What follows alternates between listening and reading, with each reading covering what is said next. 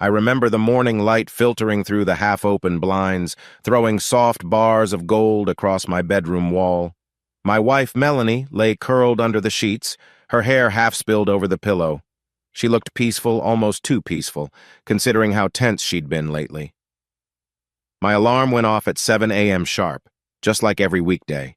In that moment, I thought everything was normal. I untangled myself from the blankets, careful not to disturb her. Sliding out of bed, I grabbed my phone to check messages. Nothing unusual, just the standard pile of notifications. A coworker texted me. "Don't forget the design review at 10. My name is Everett Gray, and I worked as a mechanical engineer for Grayson Robotics. At 29, I was proud of how far I'd come. We specialized in building smaller-scale robotic arms for medical labs, which was a niche, but it paid well. I felt secure, even confident. That confidence would eventually become my downfall, or so it seemed. It was a Thursday, as ordinary as it could get. I shaved, showered, and slipped into my usual work attire casual slacks, a well-ironed shirt. The engineering culture at my office allowed me to ditch a tie. Downstairs, I brewed coffee.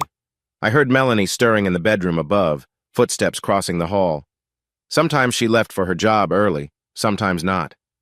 She worked at a real estate company's front desk, nothing fancy, but she seemed content, usually. Lately, though, she'd been on edge, almost jumpy. She'd stare off into space or check her phone, then hastily put it away if I walked into the room. The night before, I'd asked if everything was okay.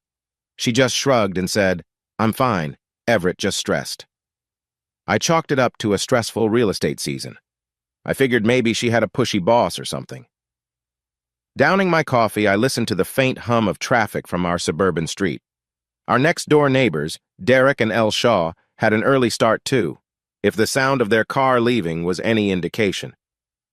Melanie finally joined me in the kitchen, wearing an oversized t-shirt and tousled hair.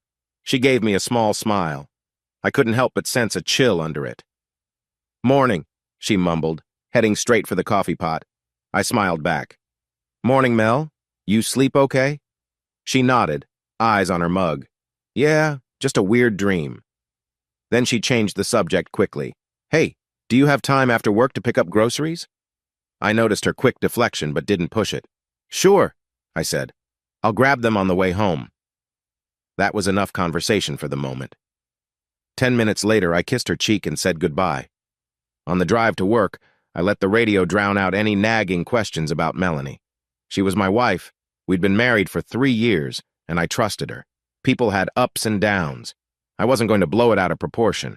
At the office, I was instantly thrown into a swirl of mechanical designs, prototypes, and unending questions from junior engineers. By 10 a.m., we were in the design review. My manager, Paul Reeves, was frowning at a 3D CAD model projected on the big screen. "We might have to adjust the torque calculations. The arm can't handle that weight if we don't reinforce the base." I jotted down notes, mentally planning new bracings or a heavier support column. The morning flew by. Lunch found me in the company break room, nibbling on a sandwich from the local deli. A co-worker, Diana, nudged me with an elbow. "You okay, Everett? You seem distracted." I exhaled. "Yeah, I'm good, just some things at home. Maybe I just need a vacation." She nodded sympathetically, and we left it at that. The rest of the day was busy, but in the back of my mind I kept replaying the morning's interactions with Melanie. She'd been anxious for a while, and I had no clue why. Maybe I was just overthinking. By 4 p.m., I was itching for a change of scenery and decided to do something I rarely did on a weekday: ride my motorcycle. The office was only 20 minutes from home, and the weather was perfect sunny, not too hot, with a light breeze that had me craving an open road. I texted Melanie that I might be a bit late. She texted back, "No worries, be safe." I left the building and headed for the underground garage where my prized motorcycle was parked, a sleek black model, well-maintained, my personal indulgence. I liked how riding forced me to focus on the moment, clearing my head. Strapping on my helmet, I gave the throttle a gentle twist. The engine purred like a big cat. It felt good. I pulled onto the main road, weaving carefully through moderate traffic. The city wasn't too congested at this hour, so I soon found my way onto a stretch of open highway. The wind whipped by, carrying away any lingering office stress. My mind drifted to simpler pleasures. Maybe Melanie and I could plan a short getaway. If she was under stress, a weekend trip might help us reconnect. Just as that thought comforted me, something else started nagging at my senses. A slight drift in traffic patterns, a vehicle behind me accelerating. I always did a mental dance with potential hazards when riding. You learn to keep your eyes peeled for drivers who might not notice a motorcycle's silhouette. Checking the side mirror, I saw a large truck in the next lane. The logo was partially obscured by dirt, so I couldn't read the company name. It seemed normal enough. I glanced forward again, and that was the last moment I saw the road as it should be. The truck lurched into my lane as if the driver never looked. 1 second I was cruising calmly. The next, the metal behemoth veered right toward me. There was zero time to brake or veer clear. All I felt was a sickening crunch of steel and plastic colliding, my body slamming with unstoppable momentum. My world exploded in a rush of agony and brightness. I remember the sky flipping upside down, the pavement looming, the shrill screech of tires. Gravity lost all meaning, then nothing. Everything cut to black in an instant. No sound, no feeling, just an empty, suffocating darkness that swallowed me whole. In that pitch-black silence, my final fleeting thought was, Melanie, I'm sorry, that was how my ordinary day ended. A second of complacency, an unsuspecting truck driver, and my entire life was about to change forever. When I opened my eyes again, if you can call that fractured haze opening them, I was drowning in bright fluorescent lights and a sea of harsh antiseptic smells. My eyelids felt heavy, as though sandbags were stitched to them. A voice drifted close by. He's responsive. Everett, can you hear me? My throat was raw. I tried to swallow, only to find my mouth parched. I managed a soft, hoarse groan. It felt like centuries had passed since the crash, and maybe it had. Blurry shapes drifted in and out of my field of view. A nurse, perhaps, and a man in a white coat. I blinked, forcing my vision to stabilize. The squeak of rubber-soled shoes against tile told me someone walked around the bed. Vitals look stable, the man said. I was too disoriented to figure out who he was. A doctor? Another nurse? I wanted to speak to ask, where am I? How long has it been? But no words came. Pain radiated through my body, so savage it almost burned. My arms felt pinned at my sides, and my legs, they didn't feel like they existed at all. Cold dread pricked at the back of my mind.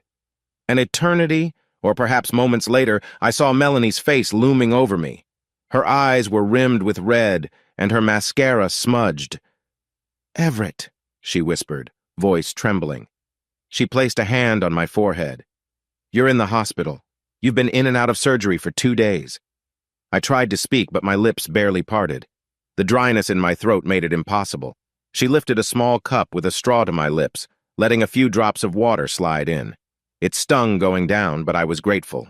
My muscles ached with a dull ferocity that flared any time I attempted to move. Soon I realized that moving was more complicated than I'd ever imagined. My arms didn't budge. My legs felt non-existent. A new wave of panic hit me. My eyes must have conveyed the question because Melanie's mouth quivered. They said there's damage to your spine, she murmured. You're not able to. She paused, tears brimming. A different voice, sterner and more clinical, cut in. Mr. Gray, I'm Dr. Lansing. A man in a white coat approached, scanning a clipboard. He had thinning gray hair and sharp eyes behind rimless glasses. You've suffered multiple fractures in your cervical and thoracic vertebrae. We performed emergency surgery to stabilize the spine. Right now, we need to see how your body responds. I inhaled slowly, trying to muster the courage to form words. I can't move, I finally rasped, my voice shaky. Dr. Lansing nodded. It may be temporary. It may be more. We're not certain yet. There's significant swelling, and we're monitoring your spinal cord function. We'll know more in the coming days. My mind reeled. The reality of it threatened to consume me in a tide of fear. Melanie squeezed my hand gently. I couldn't return the gesture because my fingers refused to cooperate. Feeling tears blur my vision, I closed my eyes, the dryness stinging. Hours blended together after that, or maybe it was days. Time lost meaning in that sterile room.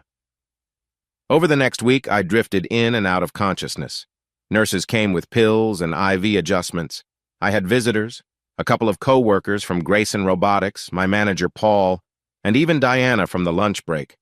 They left flowers and well wishes, but I was too lost in my own body's betrayal to hold much conversation, even if the words had come easily. Somewhere amid the chaos, a new presence arrived.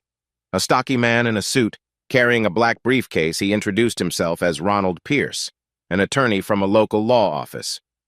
"I represent your interests in the trucking accident, Mr. Gray," he said, setting his briefcase near the foot of my bed. "The driver's insurance company has already been in touch. They know liability is huge. I believe we can secure you a substantial settlement."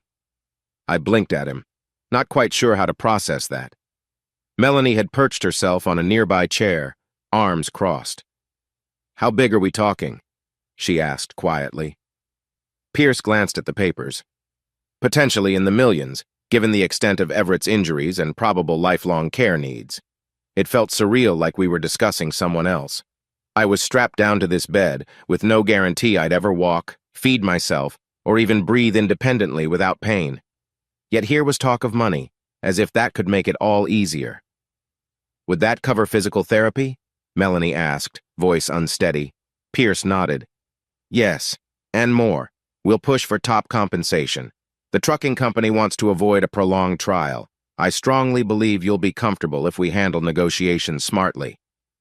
I stared at him, swallowing a bitter taste. The idea of comfortable was laughable, but in that moment, I didn't have the energy to argue. A swirl of sedation was tugging at the edges of my awareness. Time jumped again.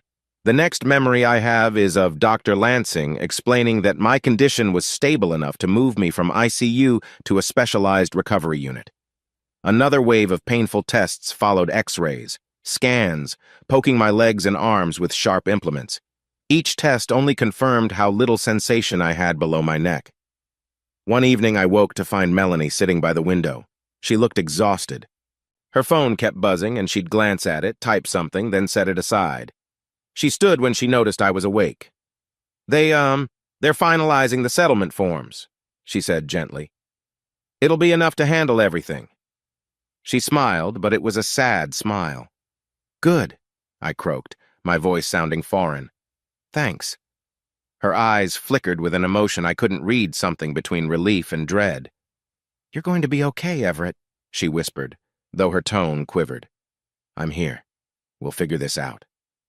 I wanted to believe her. Lying there, pinned by the gravity of my broken body, I felt I had no choice. So I closed my eyes again, letting the sounds of hospital machinery lull me away from the quiet terror swirling in my thoughts. Days later, the final settlement talk arrived. Pierce came with a stack of papers for me, and Melanie, acting as a partial caregiver advocate, to sign.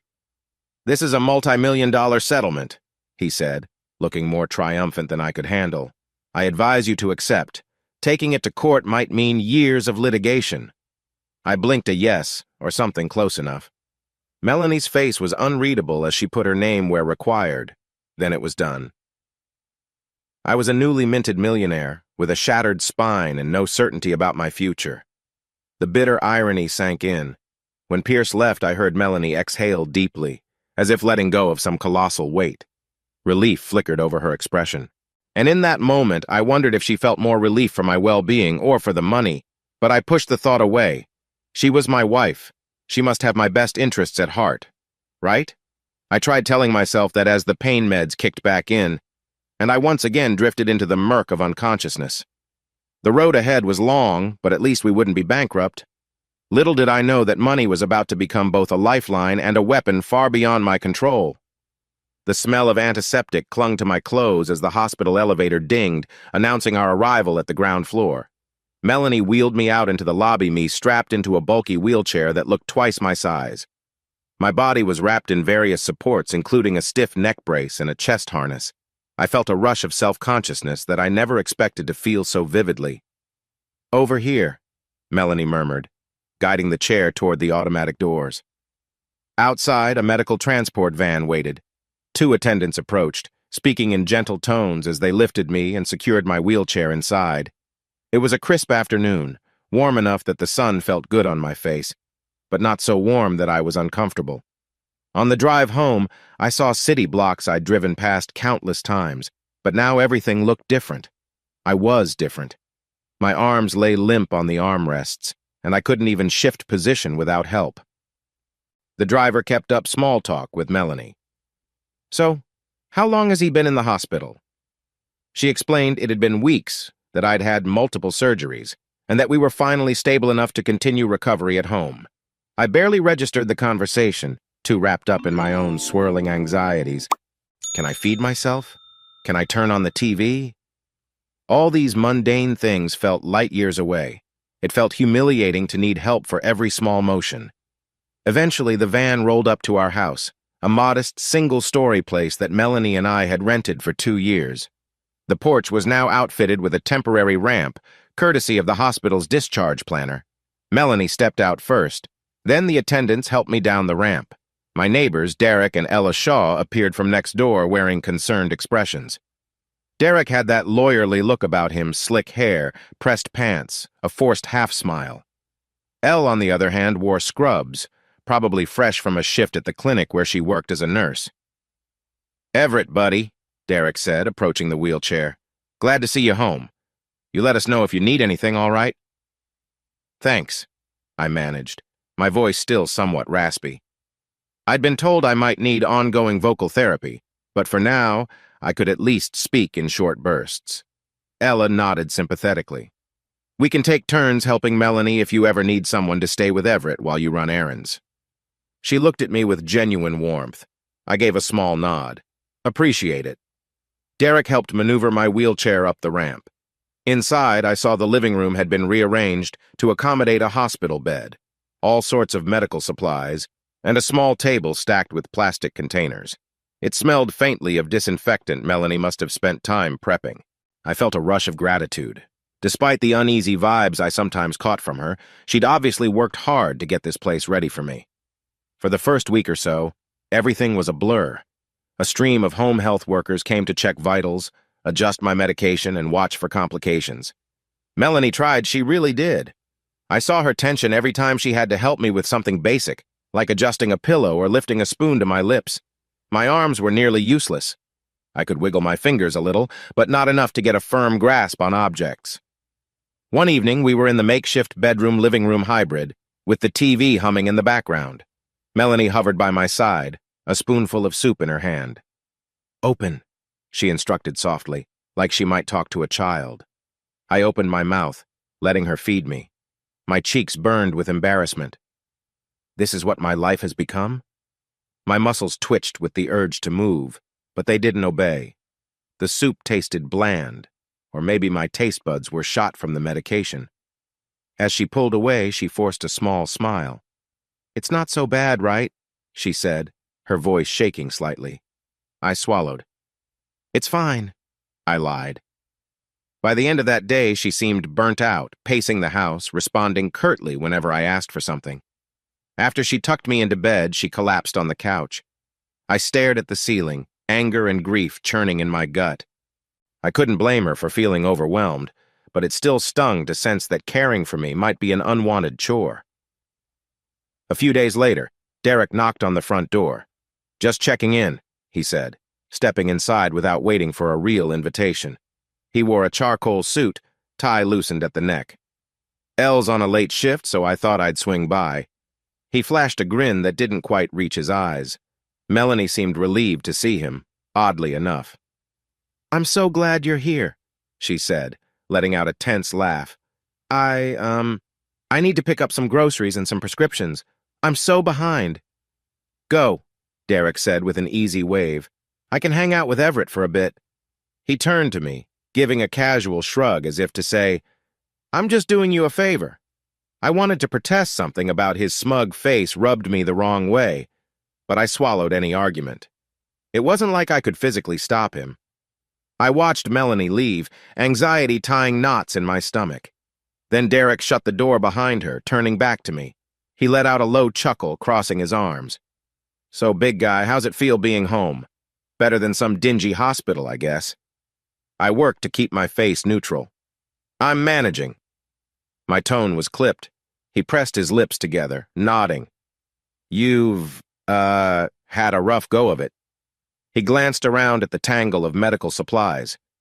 A lot of stress on Melanie. You two'll need help sometimes. I sensed an undercurrent in his words, but couldn't quite pin it down. Sure, I said stiffly. Derek walked behind my wheelchair, fiddling with the push handles.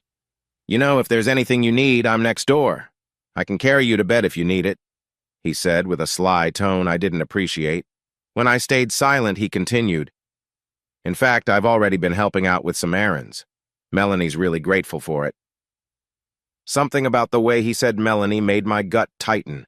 There was a hidden meaning, or maybe I was paranoid, but the air in the room suddenly felt stifling, heavy with unspoken tensions. I appreciate your help, I forced out, fighting the impulse to tell him to leave. When Melanie returned with grocery bags a while later, Derek acted like a perfect gentleman, helping unload. She seemed oddly relaxed around him. I tried to brush it off, maybe she just needed a friend. But the more I watched them, the more I noticed small details, the way he occasionally touched her shoulder, how she would share quick, knowing glances with him. After he left, I couldn't shake a prickling discomfort that settled in my chest. That night, as I lay in bed, my thoughts churned. I reminded myself that not everything suspicious is true, that I was dealing with new insecurities, feeling powerless and reliant. Still, I couldn't deny the tension that began building the moment Derek appeared. I tried to sleep, but every time I closed my eyes, my mind replayed the way he said Melanie, like it was a private joke between them. Nights became the hardest. During the day, I was busy with home nurses checking vitals, physical therapists evaluating the minimal function in my arms, or Melanie rushing around. But once evening arrived, a hush settled over the house, magnifying every tiny sound. My wheelchair was parked near the hospital bed we'd set up in the living room, and from that vantage point, I could see into the hallway leading toward the master bedroom. I no longer slept next to my wife in the same bed. I needed specialized equipment and quick medical access. That alone felt like a wedge between us. One particular night stands out in my memory. It was around 2 a.m. The living room lamp was off, casting the space in deep shadows. I was half awake, pain meds wearing off, my neck stiff in its brace. I heard a quiet murmur of voices from down the hall, like Melanie was talking to someone. That's impossible, I thought. She's asleep, right? But then I caught the low pitch of a male voice answering. My blood turned to ice in my veins. I strained to hear. The conversation was muffled, but I made out a single phrase from the man. I told you, I'll take care of everything. It sent a chill up my spine. It sounded like Derek. My heart hammered in my chest. Why was Derek in our house at this hour? Had the front door even opened? Or had he been here all night? An agonizing minute ticked by. The voices faded, replaced by silence. Sweat broke out along my forehead as I tried to angle my head on the pillow. I couldn't move enough to see the hallway. Helpless fury rose in me. If I could walk, I would march over and demand answers. But I was stuck, pinned by my own body's betrayal. Eventually, I heard slow footsteps approach. Melanie appeared, tiptoeing into the living room. She froze when she saw I was awake, or at least my eyes were open. "Everett," she whispered, sounding startled. "What are you doing awake?" I swallowed, my mouth dry. "Heard voices," I managed, voice gravelly. "Was someone here?" She blinked rapidly, glancing behind her. "No, maybe you were dreaming. I was just on the phone in the bedroom. Didn't want to wake you." Her tone was off, and she fidgeted with the hem of her shirt. I wanted to call her out, but my tongue felt thick. My body was screaming for rest, the medication making my thoughts muddled. All I managed was a faint, "Okay." She hesitated, then stepped closer, placing a hand on my shoulder. "You sure you're all right? You feel warm." She brushed my forehead. "I'm fine," I lied, teeth clenched. She watched me for another moment before sighing. "Let me get you another pillow." As she left, I stared at the dark ceiling, my mind spinning. I knew what I'd heard. "I'll take care of everything." That phrase rattled around in my brain. Derek was behind it, I was sure. Over the next few days, my suspicions ballooned. Melanie spent more and more time talking to Derek, always offering excuses. "He's just helping with the insurance forms," she'd say. Or, "Derek is dropping off groceries." She avoided eye contact whenever I asked about those late-night conversations. My worry turned to dread. I felt powerless, literally. I couldn't walk in on them or surprise them by showing up unannounced. One afternoon, while Melanie ran to pick up a prescription, Derek stopped by unannounced. The home care nurse, Tanya, had just finished taking my temperature and stepped into the kitchen to fill out forms. Derek swaggered right in, a faint grin playing on his lips. Alone again, huh? He looked around. I tried to project calm. Tanya's still here, I said, nodding toward the kitchen. He shrugged. Sure, but she's not really paying attention to us, is she? He came closer, crossing his arms. You know, Melanie's got a lot on her plate. She tells me how stressful it is dealing with everything. He gestured at the medical bed, the tubes, the medication chart. Maybe so, I said quietly, but I'm her husband and we manage. He snorted. Do you? The question dripped sarcasm.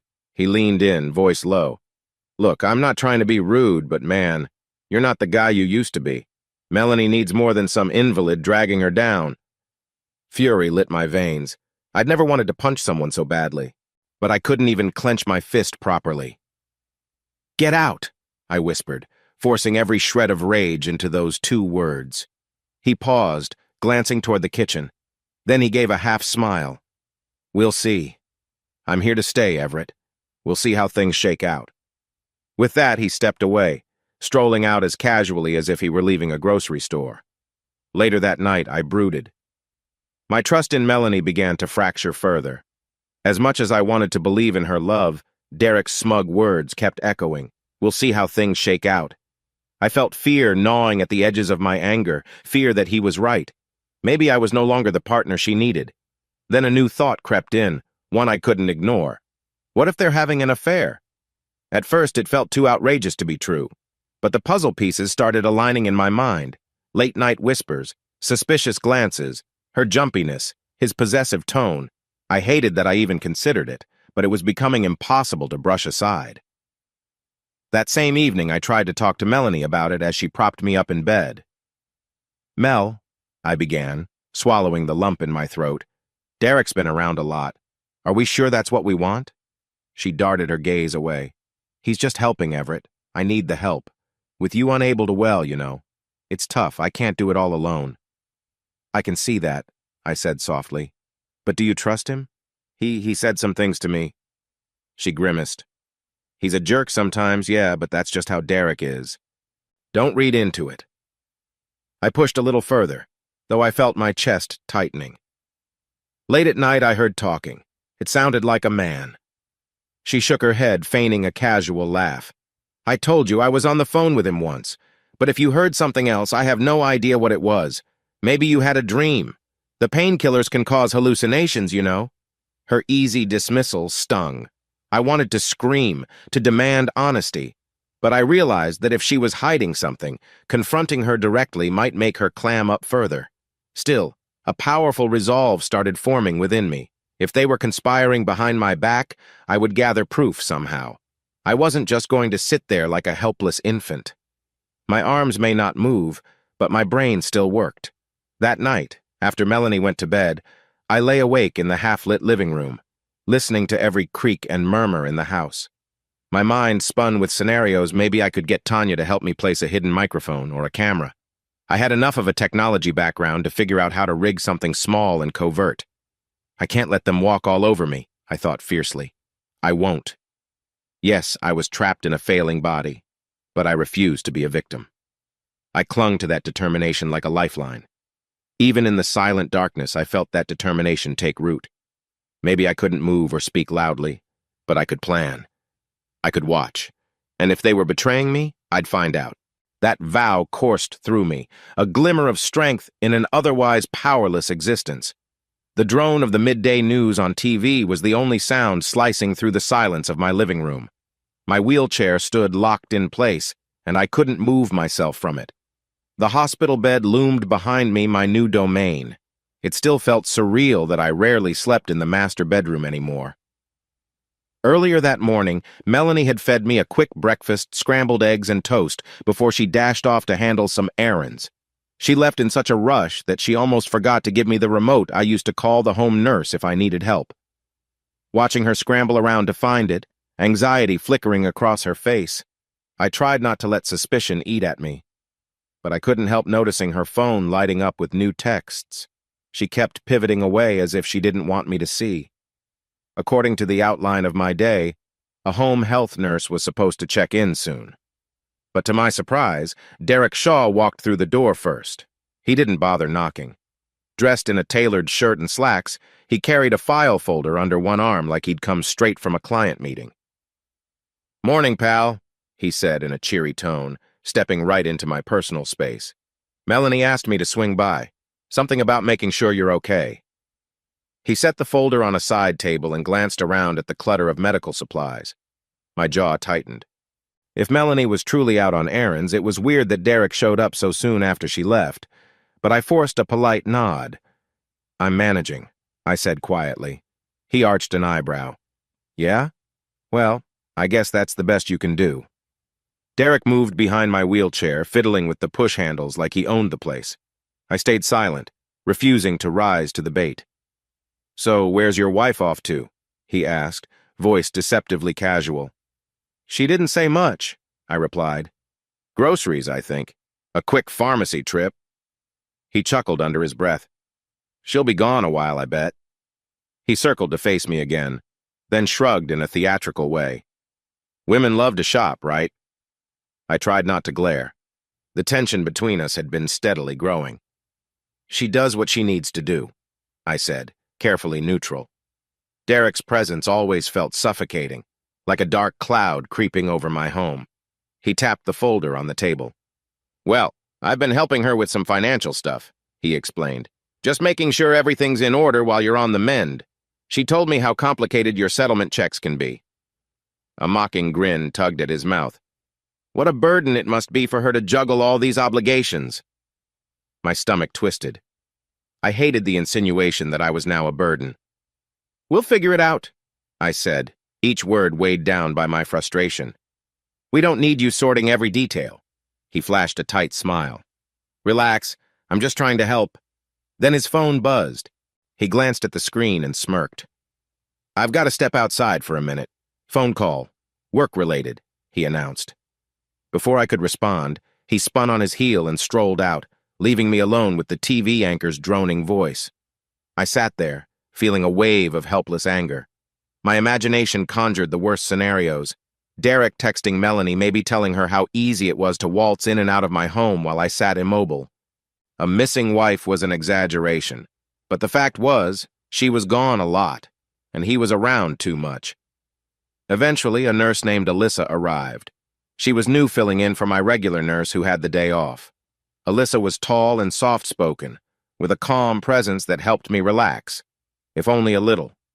She checked my vitals and changed a bandage near my collarbone where I'd had surgery.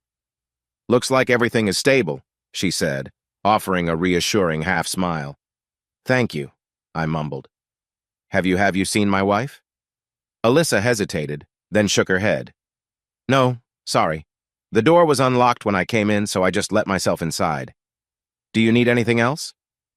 I was tempted to confide in her about Derek, about how uneasy I felt, but I also worried that might blow back on me, so I just told her I was fine, that she could go after finishing her notes. She gave me a gentle pat on the shoulder, and I felt a sting of longing for genuine kindness. A short while later, Derek slipped back in. "Nurse gone already?" he asked, glancing around. "Yeah, why?" I challenged. He smirked. "No reason." He reached into his pocket, retrieving a small key ring I recognized as my house keys Melanie used to keep a spare set. Dangling them from a finger, he said, "She gave me these yesterday, said it'd be easier for me to come and go." I ground my teeth so hard I could feel my jaw click. "Great," I replied flatly. The fact Melanie gave him a key wasn't exactly shocking anymore, but it still stung. Just then, my phone, which was resting on a tray attached to my wheelchair, vibrated. Derek's gaze flicked to it curiously. My heart hammered. Was that Melanie texting? Or some random notification? I angled the screen away from him, squinting to see a text from my coworker, Diana, checking on my recovery. Relief flooded me that it wasn't anything personal. Before I could respond, Derek leaned closer like he wanted to read over my shoulder. I pressed the phone to my chest, scowling. He rolled his eyes, stepping back. "All right, big man." Suit yourself, he said dismissively. My frustration boiled over. What do you want from me? I demanded, my voice cracking. You show up uninvited, talk about how you're helping Melanie, and then treat me like I'm a piece of furniture in my own house. Derek's expression hardened. Look, Everett, I'm stepping up because you can't, he shot back, voice low and cold. Melanie is under a lot of strain, financially and otherwise. I'm just making sure nothing slips through the cracks. The underlying implication was clear. I was no longer the man of the house. I swallowed a wave of anger so intense my vision blurred at the edges. For a second, I almost barked at him to get out, but the words lodged in my throat. My mind flicked to the memory of him mocking me in private the day I'd come home from the hospital. I realized how precarious my situation was, no matter how much I wanted to fight back. Physically, I was at his mercy. With forced composure, I said, "This is still my home. Don't forget it." He just shrugged. Sure, whatever you say. He tossed the keys in the air and caught them again, a smug look on his face. I'll let Melanie know you're, comfortable. And with that, he walked out the door. For a few long minutes, I just listened to the pounding of my heart. My shirt clung to my skin, damp from a sudden sweat. A missing wife was an exaggeration, but her absence felt real. She was gone physically, and in many ways, emotionally too. Left me here with Derek to help. I managed to type a shaky text to Melanie. Where are you? Derek is here, said you gave him keys. Are we okay? No reply. An hour ticked by, then two, with no sign of her and no answer to my message. By the time she finally returned, well after sunset, she seemed distant. She kissed my forehead in a hurried way, dropping off some bags of groceries in the kitchen without detail about where she'd been. I noticed no pharmacy items, no real explanation. The tension between us was palpable. Derek told me he stopped by, she said awkwardly, avoiding my eyes. Yeah, I replied. He said you gave him a key. She pursed her lips. I did. He's helping with finances and errands while I juggle everything else. It's not a big deal. When she finally turned to me, I saw a flicker of guilt or defensiveness behind her eyes. I know you don't get along with him, but he's just being kind. That last phrase nearly made me laugh. Kind? Was it kind to flaunt ownership of my home? To sneer at me behind her back? But I kept quiet, storing every detail in my mind. I needed the proof. I needed to figure out exactly how deep this betrayal ran. Over the next few minutes, she quietly unpacked groceries, then helped me into bed without another word. The entire time, I felt the gap between us widening. When I was finally lying there, staring at the dark, I replayed Derek's smirk, Melanie's hollow assurances, and the fact that she had ignored my text. Unease settled in my chest like a rock. A false friend indeed, and a wife who was slipping away day by day. I might be wheelchair-bound, but I wasn't blind. This so-called friendship with Derek stank of something foul, and I vowed silently to uncover the truth no matter how ugly it might be. Days blended into nights in a kind of painful loop. I spent hours watching dust motes swirl in the afternoon light, trying to do small hand exercises that the home therapist had shown me. Progress was practically snail-paced. Meanwhile, Derek kept popping by, creeping through my home like he owned it. Sometimes Melanie was with him, sometimes not. Our neighbor's his wife, Elle, seemed none the wiser because she worked long shifts at the clinic. She'd wave politely if she saw me by the window, but we rarely spoke. The real tipping point came one late afternoon. Melanie was out again. I never knew exactly where. Derek strolled in, setting a grocery bag on the counter as though it was some peace offering. He walked over to where I sat in my wheelchair, arms limp at my sides, neck brace still strapped around me. A new wave of frustration flooded me, because I couldn't do a thing about his uninvited presence. "Hey there, big guy," he said, voice dripping with condescension. "Miss me?" I forced my tone to stay neutral. "What do you want, Derek?" He let out a short laugh. "I'm just checking on you. Or maybe I'm checking on the place." He paused, scanning the living room. "Melanie's not around, huh? She said she'd be a while, so maybe you and I can have a little chat." I wanted to fling every insult in the book at him, but my body was stiff with tension. "Chat about what?" He gripped the back of my wheelchair, leaning over me. I could smell his aftershave, too strong and too close. About you, Everett. About how pathetic this situation is. The corner of his mouth twitched into a sneer. It's sad, really. Melanie's practically raising a giant baby. An icy bolt of anger shot through me. Get out, I murmured, voice trembling. Instead of leaving, he pushed the wheelchair a few inches forward, making the tires squeak on the hardwood. And what if I don't? He asked softly, eyes cold. Not like you can stop me. A jolt of fear mixed with my rage. He was right. I was physically helpless in front of him. As if sensing my horror, Derek leaned down closer. You know, I remember when you first moved in here. You were so proud, always tinkering with something in your garage. Big shot engineer. Now look at you. I couldn't stop my eyes from burning with tears of frustration. I'll walk again someday, I said, half a promise to myself, half a threat to him. Derek smirked. Sure, bud. Keep telling yourself that. He let go of the wheelchair and stalked across the room, pausing by the couch.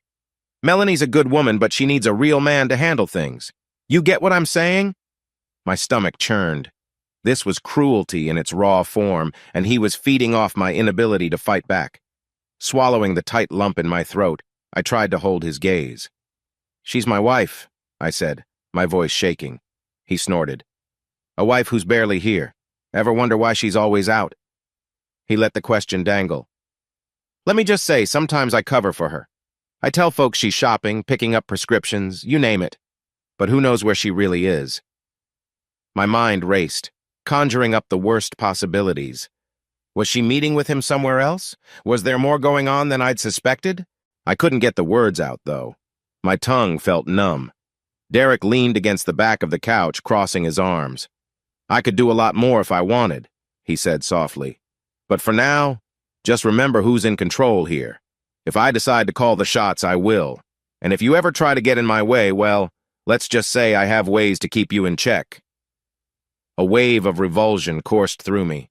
I felt pinned by his stare, a predator toying with cornered prey. My mind flashed to the settlement money, the house keys, every element of my life that Melanie seemed to be sharing with him.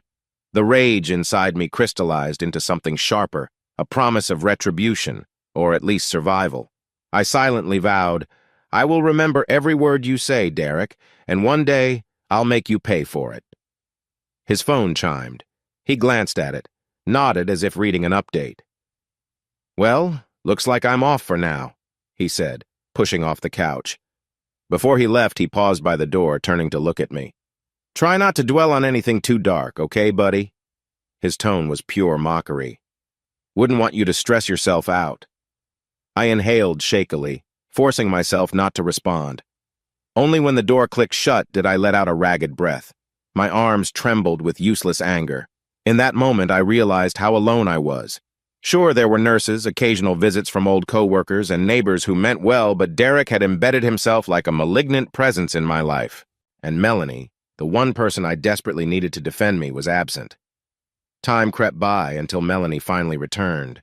She looked exhausted, dropping car keys onto the kitchen counter. There was no sign of Derek. Hey, she said, avoiding my eyes. Sorry I was gone so long. Where were you? I asked, trying to steady my voice. She rubbed her temple as though she had a headache. Errands, mostly. Picking up some legal paperwork, then I stopped by the store. Derek was here, I said bluntly. He was messing with me, talking down to me. Her shoulders tensed. He just wants to help, she muttered, but something in her voice sounded unconvinced. Help? I echoed bitterly. He threatened me, or he practically did. Melanie huffed, turning her back. He said you might twist his words, that you're under stress. She let out a shaky sigh. I'm tired, Everett, and stressed. We can't keep fighting over him. My heart clenched. I'm not fighting over him. I'm telling you he's crossing lines, and you won't believe me. She faced me again, hands trembling at her sides. He's the only one who's been consistent, who's not afraid of lifting you if needed, she snapped, frustration coloring her tone. While I'm running around trying to manage finances and the house, he's here. What do you want me to do, kick him out? Yes, I said, with more force than I'd ever used.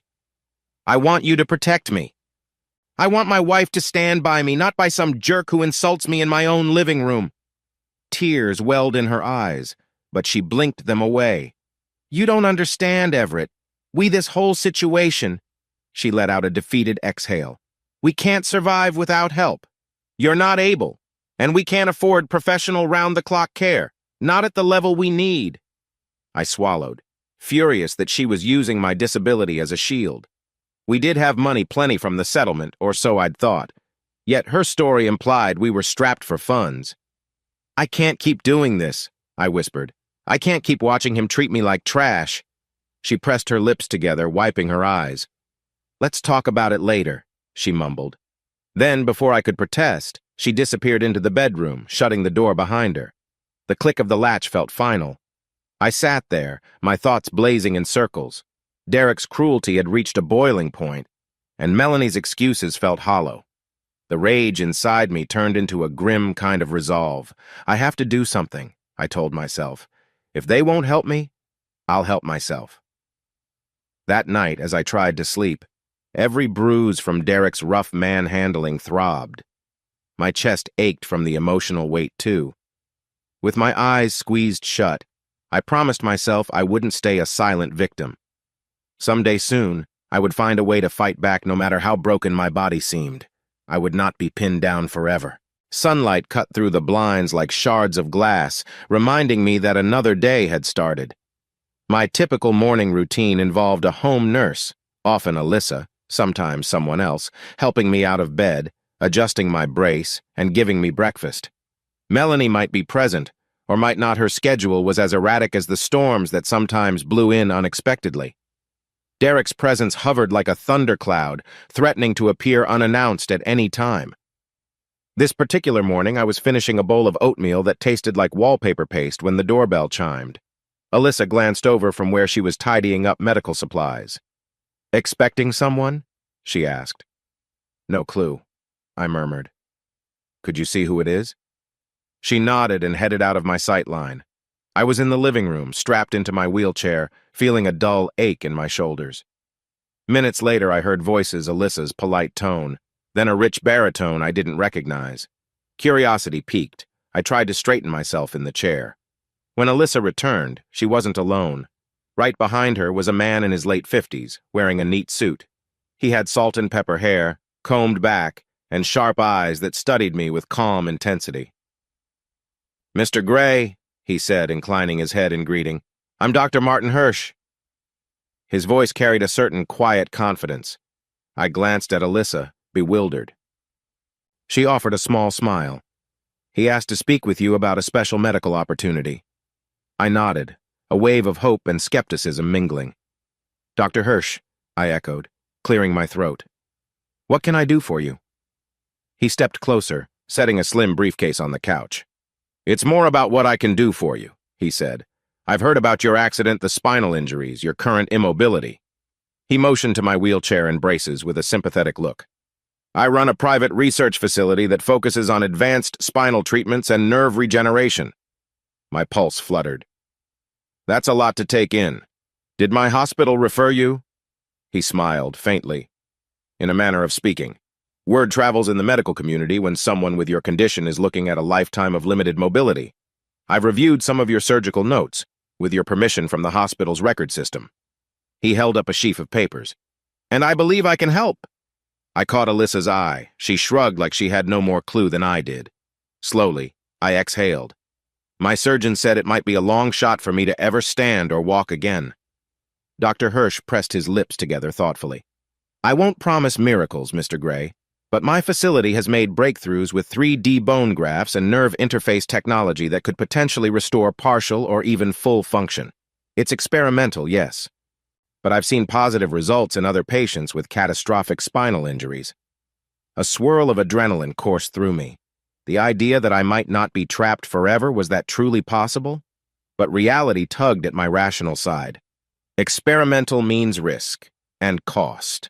I'm not sure. He lifted a hand gently. "We receive grants that allow us to cover much of the expense for qualified candidates. I believe you'd be an ideal subject given your age and the location of your injuries." His gaze flicked toward Alyssa as if to confirm details. "We can discuss the specifics, but I'd rather not do it all standing here." I swallowed. My mind drifted to Derek's sneering face, to Melanie's mounting distance, to my own sense of helplessness. "I'm definitely interested," I said, my voice hushed. "I just need to speak with my wife. But she's not here." Dr. Hirsch nodded. "I understand. In fact, I'd be happy to meet with both of you. But these early conversations might be best done privately. It's important that this decision is truly yours, not influenced by others who might have conflicting motivations." His choice of words struck a chord. Conflicting motivations. Did he sense something about my domestic situation? I couldn't be sure. But the idea of stepping out from under Derek's thumb or from any financial control was enticing. "I'd like to hear the basics," I said, nodding to Alyssa that she could remain. "I mean, what does the procedure involve? And how soon?" "Doctor." Hirsch opened his briefcase and took out a slim folder. "We use scans to create custom vertebral replacements," he began, sliding X-ray samples in front of me. "Then we implant nerve stimulators that encourage regeneration. Recovery time varies, but typically a few weeks in our facility." A few weeks away from this house, away from Derek. My heart hammered. That sounds complicated. Hirsch's expression stayed calm, almost paternal. "It is, but I've done it before. The risks include infection, graft rejection, or partial success. However, in the best-case scenario, you could regain significant mobility." Alyssa inhaled sharply, glancing at me. "Everett, it's definitely worth considering," she said softly. "I've seen him on a medical panel. He's well respected." I stared at the images, my fingers twitching with a sensation that was more hope than actual movement. "I'd want to talk finances and timelines, but yeah, I'm extremely interested." Just then, the front door swung open. Melanie stepped in, stopping short at the sight of Dr. Hirsch. She frowned, adjusting her purse strap. "What's going on? Who are you?" Hirsch offered a polite nod. "I'm Dr. Martin Hirsch. I was just discussing a potential advanced surgery with your husband." Her gaze darkened. "Surgery? That sounds expensive." She shot me a look. "Everett, you know we can't just sign up for experimental stuff without talking it through. We have bills, responsibilities." Hirsch nodded again, patient. "Of course. I'd be happy to go over details with you as well." Melanie's eyes flicked between us, suspicion etched on her face. "Well, let's schedule that. I have errands right now. We'll talk later." She looked almost annoyed at Hirsch's presence, rather than excited or relieved. Dr. Hirsch smoothly grabbed his card from the briefcase and handed it to me. "Take your time. I'll be in touch to arrange a more thorough discussion. Meanwhile, think about your priorities, Mr. Gray. The window for success is best if we act sooner rather than later." Melanie gave a stiff nod, as if to say, "Thanks, goodbye," and moved aside so Hirsch could exit. Once he was gone, she turned to me, crossing her arms. "Everett, we don't have money for some fancy private facility. That settlement is our cushion, and you need daily care. We can't gamble it away." I forced calm. "He said grants might cover it," I countered. "He's well known. It's not just about money, it's about me walking again." She pressed her lips together. "I just think we should be cautious. People will promise you the moon if they see you have funds. Let's wait and see." I studied her face, a tightness around her eyes, a guarded expression. "Wait for what? For Derek to get a say?" I asked, bitterness creeping into my voice. She bristled. "This is about us, not Derek." But something in her tone betrayed a flicker of defensiveness. Alyssa cleared her throat softly, sensing tension. "I'll head out," she said, gathering her bag. "Everett, call me if you need anything. Dr. Hirsch left his materials here for you to read." After she left, Melanie hovered near the couch, refusing to look at the documents Hirsch had shared. My heart pounded. I could see the path forward, an actual shot at reclaiming my body and independence, yet her reaction was lukewarm at best, verging on hostile. "Mel," I said carefully, "I want a chance to recover. Don't you want that for me?" She sighed heavily, finally sinking onto the arm of the couch. "Of course I do," she murmured. "I just don't want to be scammed." I wasn't sure if I believed her reasoning, or if she was worried about losing control of the settlement. but I kept my tone measured. Let's set up a real meeting with him. We'll ask all the questions we need. She didn't respond, just stared off into space. Derek might have convinced her that this was a bad idea, or maybe she was just genuinely scared. Either way, her lack of enthusiasm stung. Meanwhile, my mind raced with possibilities. If Dr. Hirsch's claims were true, I could get away from Derek's power, from being stuck in this chair. The urge to seize this lifeline grew in my chest. Eventually, Melanie stood. "We'll talk about it later," she repeated. "I have some errands, like I said." Her phone buzzed, and she glanced at it, quickly tucking it away. "Please don't jump into anything without me, okay?" I nodded, but inside I was already half decided. This might be my only chance. As she left, I pictured Derek's smug face, his cruelty. I thought of Dr. Hirsch's calm offer. A new sense of determination flickered in my gut. If there was an open door to escape this trap, I intended to walk or wheel through it, no matter who tried to stop me. In the days following Dr. Hirsch's visit, my house felt more tense than ever. Melanie stayed uncharacteristically quiet about the possibility of surgery, dodging any serious conversation. Derek kept showing up, though I noticed he seemed less smug and more watchful, like he suspected I had options he couldn't fully control. It was a game of silent stares and uneasy small talk, and I was beyond sick of it. Early one afternoon, while Melanie was supposedly out meeting a friend, Dr. Hirsch arrived with a small medical team to do a more thorough assessment. A nurse named David and a tech named Kim helped set up portable scanning equipment in my living room. Alyssa oversaw them, keeping notes about my vitals. It was surreal seeing them transform the space, hooking me up to various machines that beeped quietly. Melanie hadn't been given a firm heads-up about this impromptu session.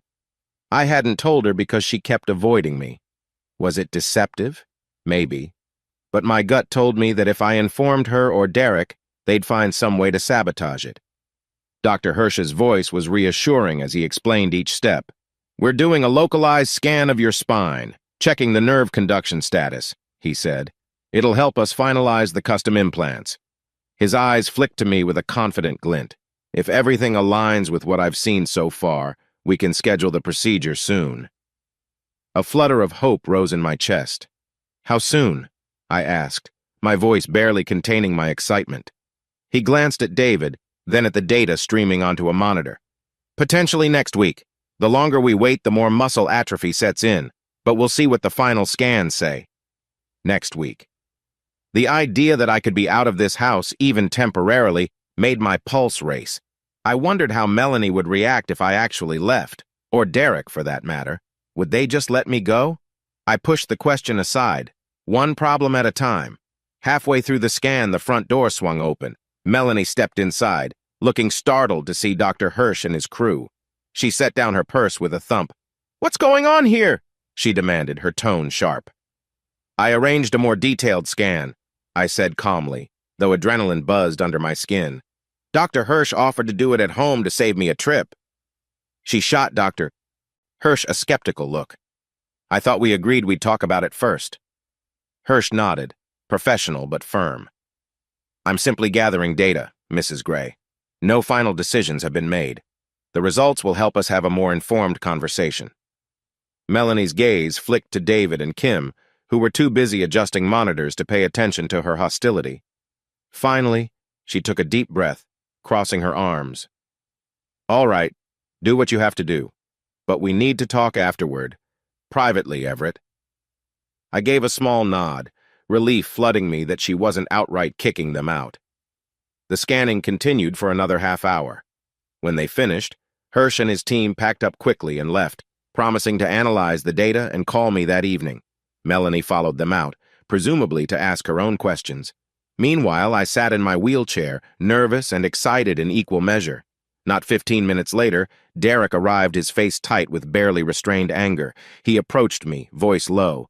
"Heard you had some people here. Some fancy doc? You think you're pulling a fast one?" He glowered like a guard dog sniffing out a threat. I stared at him, refusing to show fear. "I'm exploring options for a chance to walk again." He let out a humorless laugh. "Right, and how do you plan to pay for it? We both know who controls the finances around here."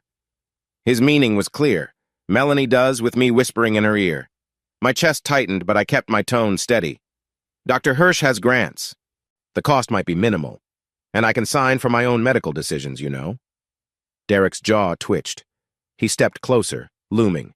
Don't get cocky. If we decide this is too risky, you're not going anywhere. The word we sent a chill down my spine. He was grouping himself with Melanie, like they were the real partnership in this marriage. I mustered every bit of courage I had, glaring up at him.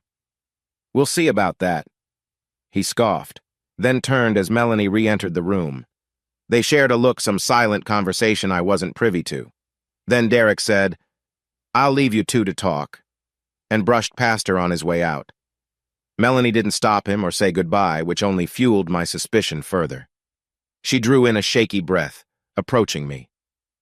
Everett, I'm trying to keep everything balanced, but you're making big moves without telling me, she accused, voice trembling. I exhaled slowly. Mel, I've asked you to help. You keep brushing me off. This is my body, my life. I can't stay trapped in a wheelchair, waiting for your permission. Her eyes flashed with hurt, or maybe guilt. Fine, she said. But what if something goes wrong? Then we're stuck paying medical bills if that grant doesn't pan out. We'll lose everything. A sliver of sympathy tugged at me. Maybe she really was anxious about finances. But another part of me couldn't ignore Derek's manipulations. I'm willing to take the risk, I said firmly. This is about my independence. You said you're stressed caring for me well. If this works, I won't be such a burden. She winced at the word burden. That's not what I meant. But isn't it? I pressed quietly. You keep letting Derek run the show, and I'm stuck here, helpless. Let me do something to change that. She opened her mouth to respond, but was interrupted by the ring of my phone. I quickly checked the screen, Dr. Hirsch. I gave Melanie a meaningful look, then answered. Hello? Hirsch's voice sounded upbeat. Mr. Gray, we've reviewed the scans, and they're encouraging. The next step is to bring you into the facility as soon as possible for a thorough preoperative exam. If you're in agreement, we could transport you within the next few days. I felt a surge of emotion. Days. Not weeks or months' days. That's great news, Dr. Hirsch, I said, my voice wavering. Melanie stared at me, arms crossed tight. I swallowed hard. I need to finalize some details here, but I'm very interested. Understood. Let me know once you decide, Hirsch said. We'll arrange secure transport and handle the rest. After hanging up, I turned to Melanie, heart pounding. They want me at the facility soon. She ran a hand through her hair, glancing toward the door as if expecting Derek to barge in. Then she let out a tight sigh. All right, Everett. If you really want this, I won't stop you, she said, though her voice was hollow. But I can't guarantee I'll be there all the time. I have responsibilities here. And Derek, I cut her off. I don't need Derek's involvement. If you can't come every day, that's fine. I'll manage. A flicker of an unreadable emotion crossed her face, relief, maybe, or guilt. Fine, she repeated. I'll make sure any necessary paperwork gets signed. I nodded, inhaling a breath of cautious triumph. This was happening. In a matter of days, I could be out of this house, away from Derek's smirking dominance, away from Melanie's confusion. Escape from the trap. That phrase rang in my mind, fueling me with new energy. As I watched her leave the room, phone in hand, I steeled myself for the flurry of preparations. The home nurses, the transport, the legal forms. Derek might still try to intervene, but Dr. Hirsch had said I didn't need spousal permission. My own medical consent would suffice. Maybe for the first time in ages, I had some power in this situation. I gazed at the black and white images of my spine lying on the coffee table. The path ahead was risky, no question. But I had no illusions. Staying here, crippled and under Derek's thumb, was worse. If all went well, I'd walk again, and even if it didn't work out perfectly, at least I'd have tried. For now, that hope was enough to keep me going. Tomorrow, I'd confirm my transfer to Dr. Hirsch's facility. With any luck, by the end of the week, I'd be gone from this toxic environment.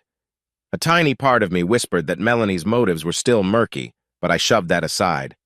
My priority was regaining my independence. In the quiet that followed, I allowed myself a small, determined smile. Just hold on, I told myself. Soon, you'll be free.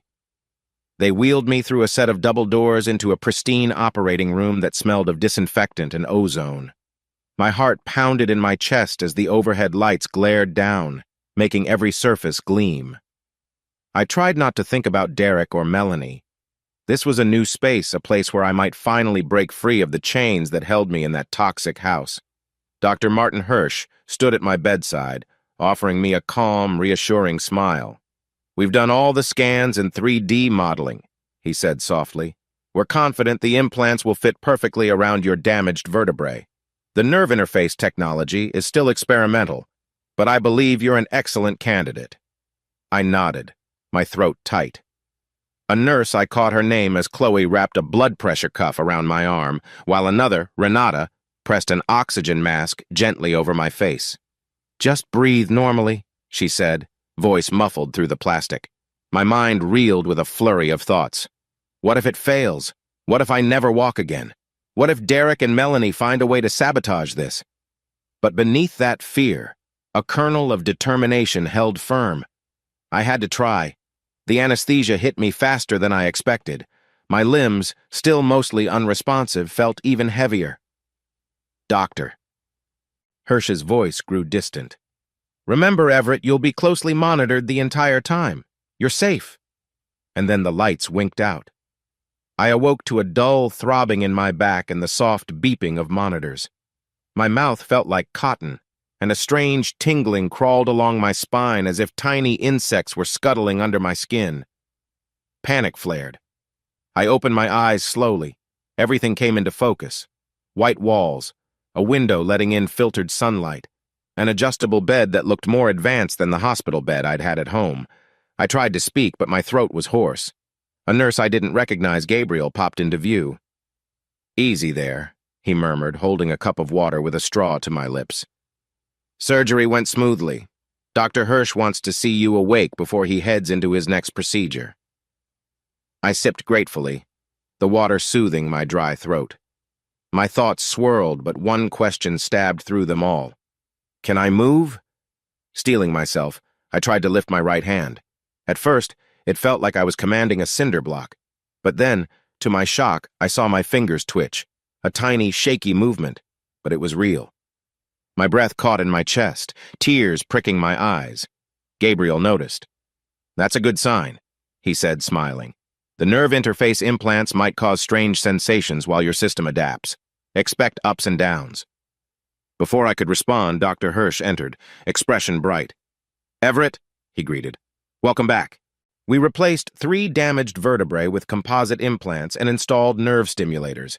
You're still healing, so don't overexert. But yes, you should begin to notice improvements." My voice cracked as I formed the words, "I can move a little." He nodded, stepping up to check a monitor. "That's the idea. You've got weeks of therapy ahead, but this is a positive start." Weeks. I let out a shaky breath. The idea of being away from Derek for even that long felt like a lifeline. Melanie hadn't shown up yet, no surprise. Maybe she was too busy or unwilling to witness my potential transformation. Fine by me. After Dr. Hirsch left, I drifted in and out of a foggy sleep, lulled by the beep of machines. Sometime later, Ingrid Meyer, the physical therapist assigned to me, arrived. She was in her late 30s with a stern yet reassuring demeanor. "Mr. Gray," she said, pulling up a rolling stool near my bed. "Ready to do some gentle exercises?" I managed a faint grin. "I'll do whatever it takes." She directed me to try small motions, flexing fingers, rotating wrists. My muscles trembled, but I could actually feel my limbs responding. Each tiny success jolted me with hope. Ingrid noted everything with meticulous care. "Your progress might fluctuate daily," she said. "Don't be discouraged if you can't repeat the same movement tomorrow. The nerve pathways and muscles need to synchronize." That night, I lay awake in the hushed facility, thoughts whirling, my back ached, and my body felt like it had been run over. But for the first time in months, I sensed real possibility. Partial movement and speech, Hirsch had said. Maybe more if I worked hard. Suddenly an idea struck me. If I keep my true progress hidden, Derek and Melanie might not see me coming. That notion settled in my mind, fueling a slow-burning desire for justice. I'd let them believe I was still weak and helpless until I wasn't. At that moment, I realized the surgery wasn't just about walking again. It was the first step in a revenge plan I'd been mentally constructing ever since Derek started tormenting me. I drifted off to sleep with an oddly calm heart, determined to keep my improvements close to the vest. When morning came, Dr. Hirsch confirmed that I should be able to speak more clearly in a few days once the throat irritation subsided.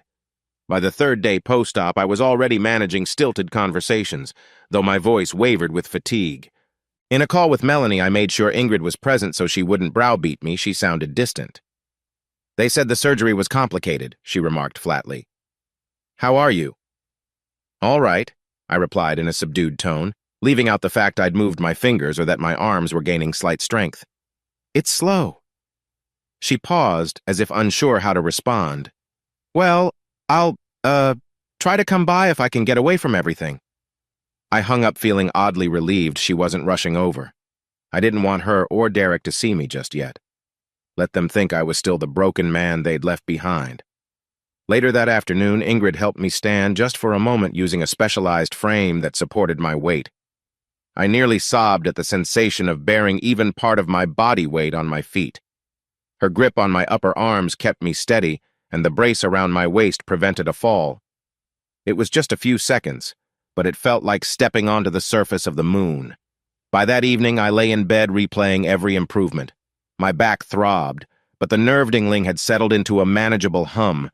Each new movement felt like an ember of hope, fueling a bigger fire inside. I kept hearing Derek's sneers in my head, remembering how he'd threatened and humiliated me. Just wait, I told myself. When the time comes, I'll be ready. A few days after my surgery, I was awake and practicing hand grip exercises with Ingrid when Dr. Hirsch came in, accompanied by a slim, confident man in his 40s. The newcomer wore a sharp blazer and carried a leather briefcase. "Everett," Dr. Hirsch said warmly, "I'd like you to meet Gavin Dawson. He's an attorney I've known for years. He helps some of our patients who face complicated personal circumstances." Gavin extended his hand, and I managed a slight handshake, another small triumph for my recovering muscles. "Pleased to meet you, Mr. Gray," he said in a calm, friendly tone. "Dr. Hirsch has told me a bit about your situation, with your permission, of course. He believes you might need legal guidance." I glanced at Dr. Hirsch, who nodded. "I only shared the basics that you've dealt with financial and emotional pressures at home. Nothing more than you permitted." My pulse quickened. Up till now, I hadn't confided in many people about Derek's abuse or Melanie's complicity, yet I was desperate for an ally. Slowly, I exhaled. "You're right," I said quietly. "I do need help." Ingrid, sensing the conversation might be personal, excused herself with a supportive pat on my shoulder. Once she was gone, I told Gavin the essentials of my predicament, the crippling accident, the shady dynamic between my wife and Derek, the settlement money I wasn't sure I had real access to anymore. My voice caught when I described the humiliations Derek inflicted on me. Gavin listened intently, occasionally jotting notes. "I see," he murmured once I finished. "It sounds like you suspect not just an affair but also potential financial exploitation." I nodded. "Yes, but proving it," he held up a hand. "One step at a time. First, we need evidence. Second, we need a strategy to protect your assets and yourself." He tapped his pen on his notepad. "Do you have any documents at home? Bank statements, medical logs, anything that might show irregularities?" A flood of frustration rose. My home was basically taken over by Derek. He has keys and he's always lurking around. Most of my financial statements are online, and I haven't been able to check them. I can't recall the last time I saw an actual bank statement. Gavin pursed his lips thoughtfully. "All right, I can help obtain duplicates with your authorization. We can also freeze certain accounts if we suspect fraud." My mind flashed to how Melanie always insisted she handle the finances. I need to confirm who's had access to that settlement, but Derek might have manipulated her into letting him manage it. Gavin's gaze hardened. "We'll figure it out. Also, regarding the abuse, physical, emotional, or both?" I swallowed, images of Derek's sneering face swirling in my memory. "Both. He threatened me, manhandled me, mocked me in ways I'd rather forget." Gavin's expression grew grim. Have you reported any of this? I shook my head. I was trapped physically. I couldn't talk or get to a phone. He made sure nobody else was around. And Melanie, she turned a blind eye. Or maybe she just didn't care. Gavin tucked his notepad into his briefcase. All right, we'll need to gather proof. Video or audio recordings, medical records indicating bruises or injuries, possibly statements from nurses who witnessed any suspicious behavior. I felt a spark of hope. I have a home nurse named Alyssa, but she might not have seen enough. My caretaker was often out of the room whenever Derek pulled his stunts. Gavin gave me a small, reassuring smile. Let me handle that. Dr. Hirsch recommended me for a reason. I specialize in these complicated domestic cases. We'll find a way. After he left, I sank back against my pillows, mind reeling. For the first time, I felt like I had a real partner in my fight. Late that evening, another nurse checked in.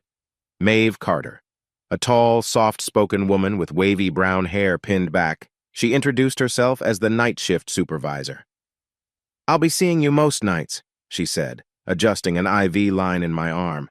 "The staff here rotates, but I like consistency, so I volunteered." Something about her voice was soothing.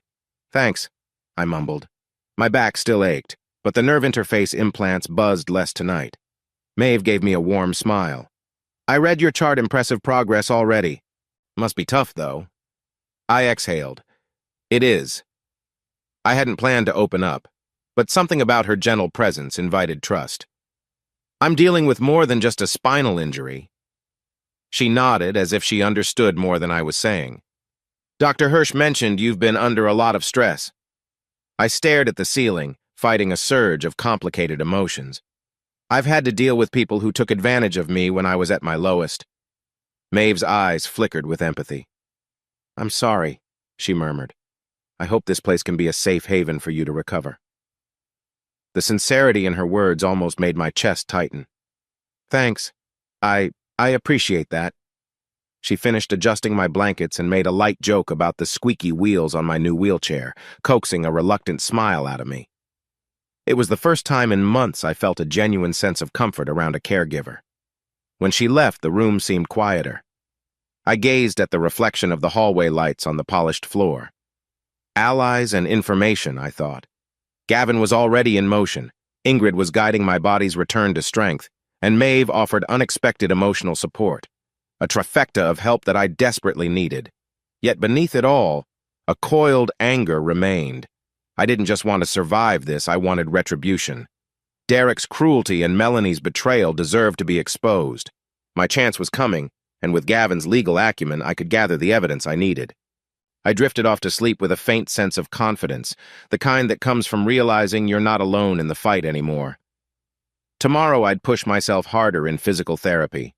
I'd keep fueling Gavin's investigation, and I'd keep quiet about the true extent of my physical improvements, just in case Melanie or Derek tried to meddle. The pieces were on the board now. All I had to do was play my part carefully. Over the next week, my life fell into a rigorous pattern. Mornings. Ingrid Meyer arrived for physical therapy sessions. Afternoons. I met with Gavin Dawson to discuss legal tactics. Evenings. Maeve Carter dropped by to tend to my medical needs and occasionally offer a friendly ear. All the while, Dr. Hirsch oversaw my progress with a watchful eye.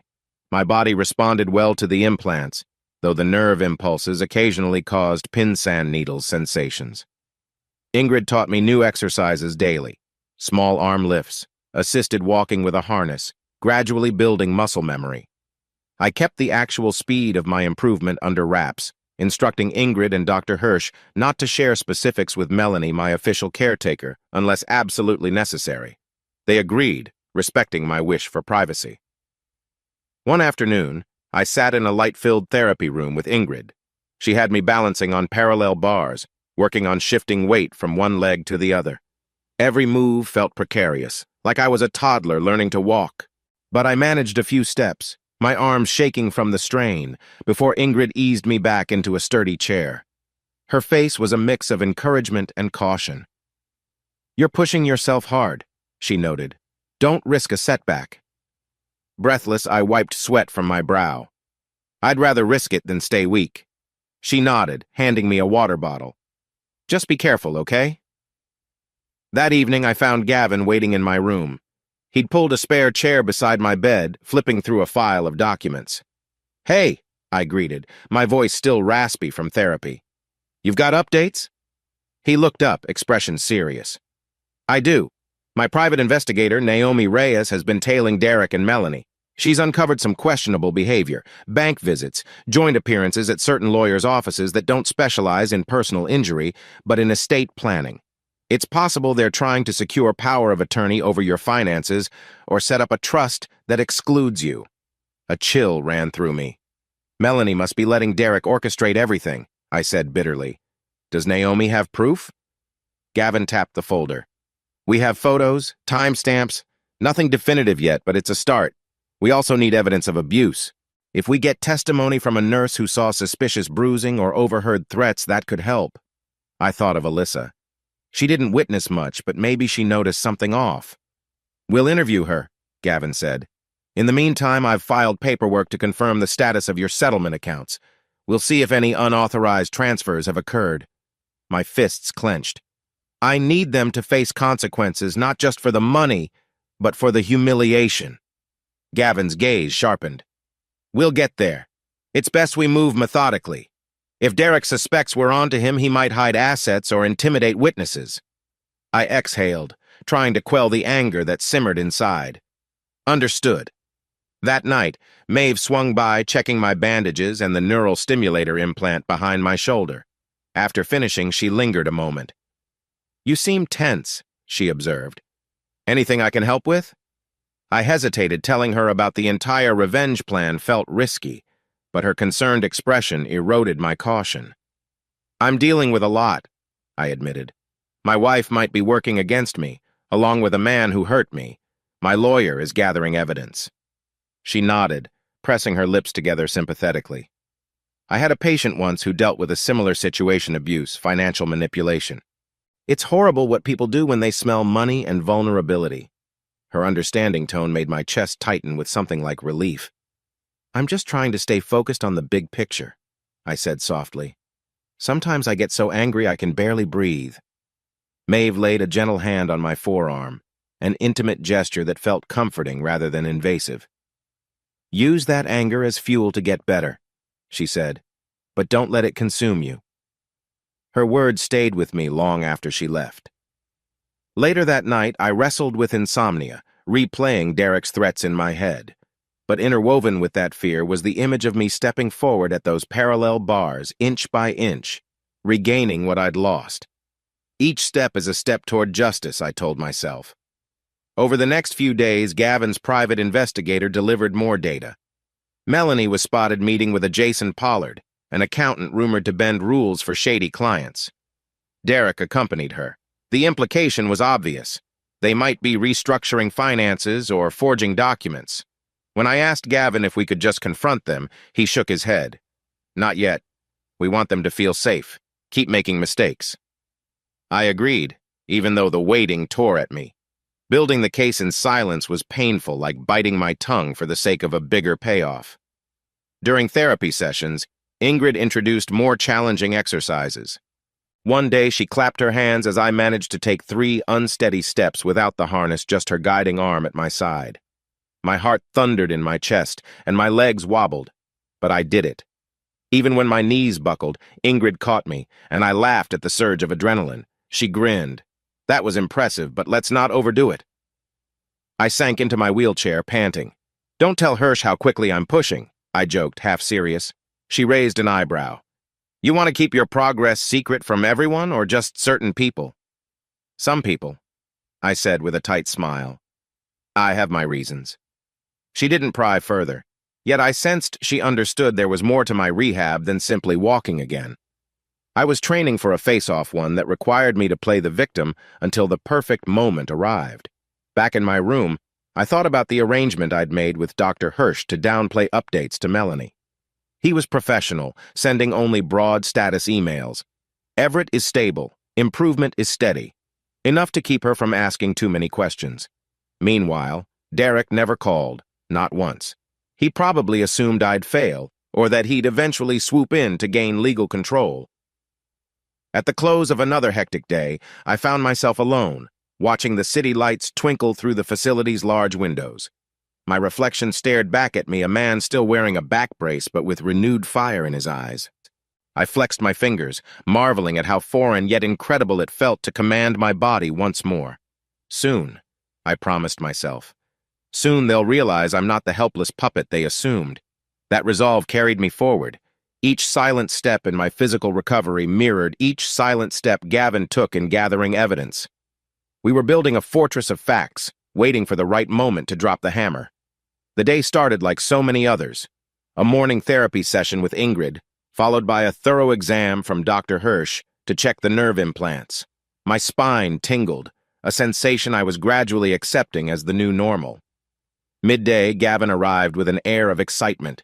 He clutched a folder thick with documents, a triumphant gleam in his eyes.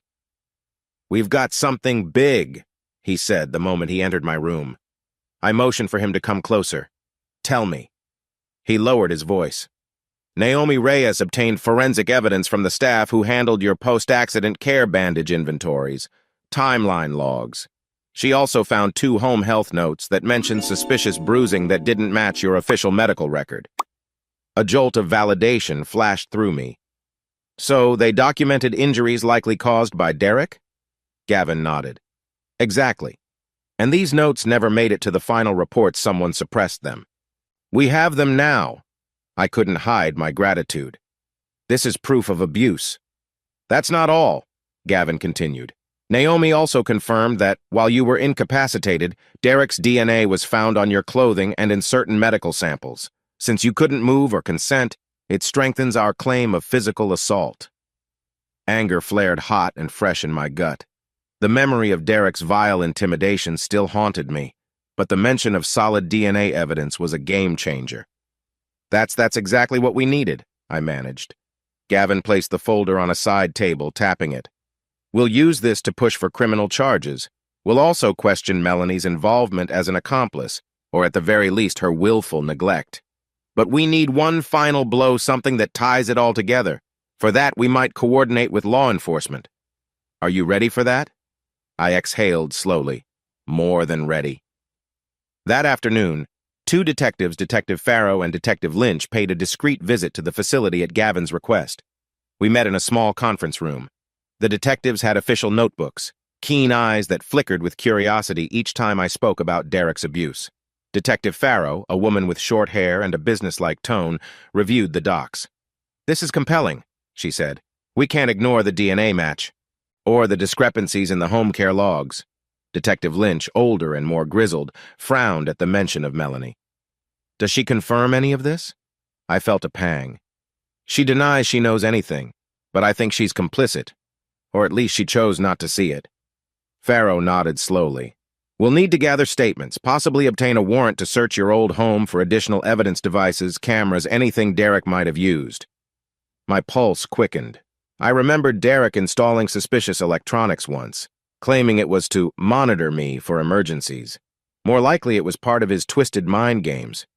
"Yes," I said, leaning forward. "He set up at least 1 camera in my room. I bet it recorded more than he realized." The detectives exchanged glances. "We'll coordinate with local law enforcement. Shouldn't be difficult to get a warrant given the seriousness of the allegations," Farrow remarked. Gavin squeezed my shoulder gently. "Just be prepared. Once we move, everything will escalate fast. Derek and Melanie might realize the walls are closing in." I squared my shoulders, ignoring the ache that radiated down my spine. "Let them realize it. I'm done hiding." In the days that followed, we perfected the trap by finalizing statements from the nurses who'd seen odd bruises or overheard Derek's threats. Gavin prepared for a potential courtroom showdown. I kept quiet about my physical improvements whenever I spoke to Melanie on our rare phone calls. I still sounded weak, letting her assume I was stuck in bed. Behind the scenes, though, my body gained strength. Ingrid guided me through more advanced walking exercises, while I used specialized braces to practice balancing. Maeve frequently checked in with me at night, ensuring my implants remained stable. Sometimes we'd chat in low whispers about mundane things, music we liked, favorite foods just to lighten the mood. Her kindness contrasted so sharply with the cruelty I'd endured that it felt almost surreal. Eventually, the day came when Detective Farrow confirmed they had enough to execute a search warrant. She stood in my room, jaw set. "We'll seize any electronic evidence or personal items that might connect Derek to your injuries," she said. "We'll also check financial documents in the home." A rush of anticipation coursed through me. "And Melanie?" I asked, my voice tight. Farrow sighed. "We'll question her. If she's complicit, she'll be charged as an accessory.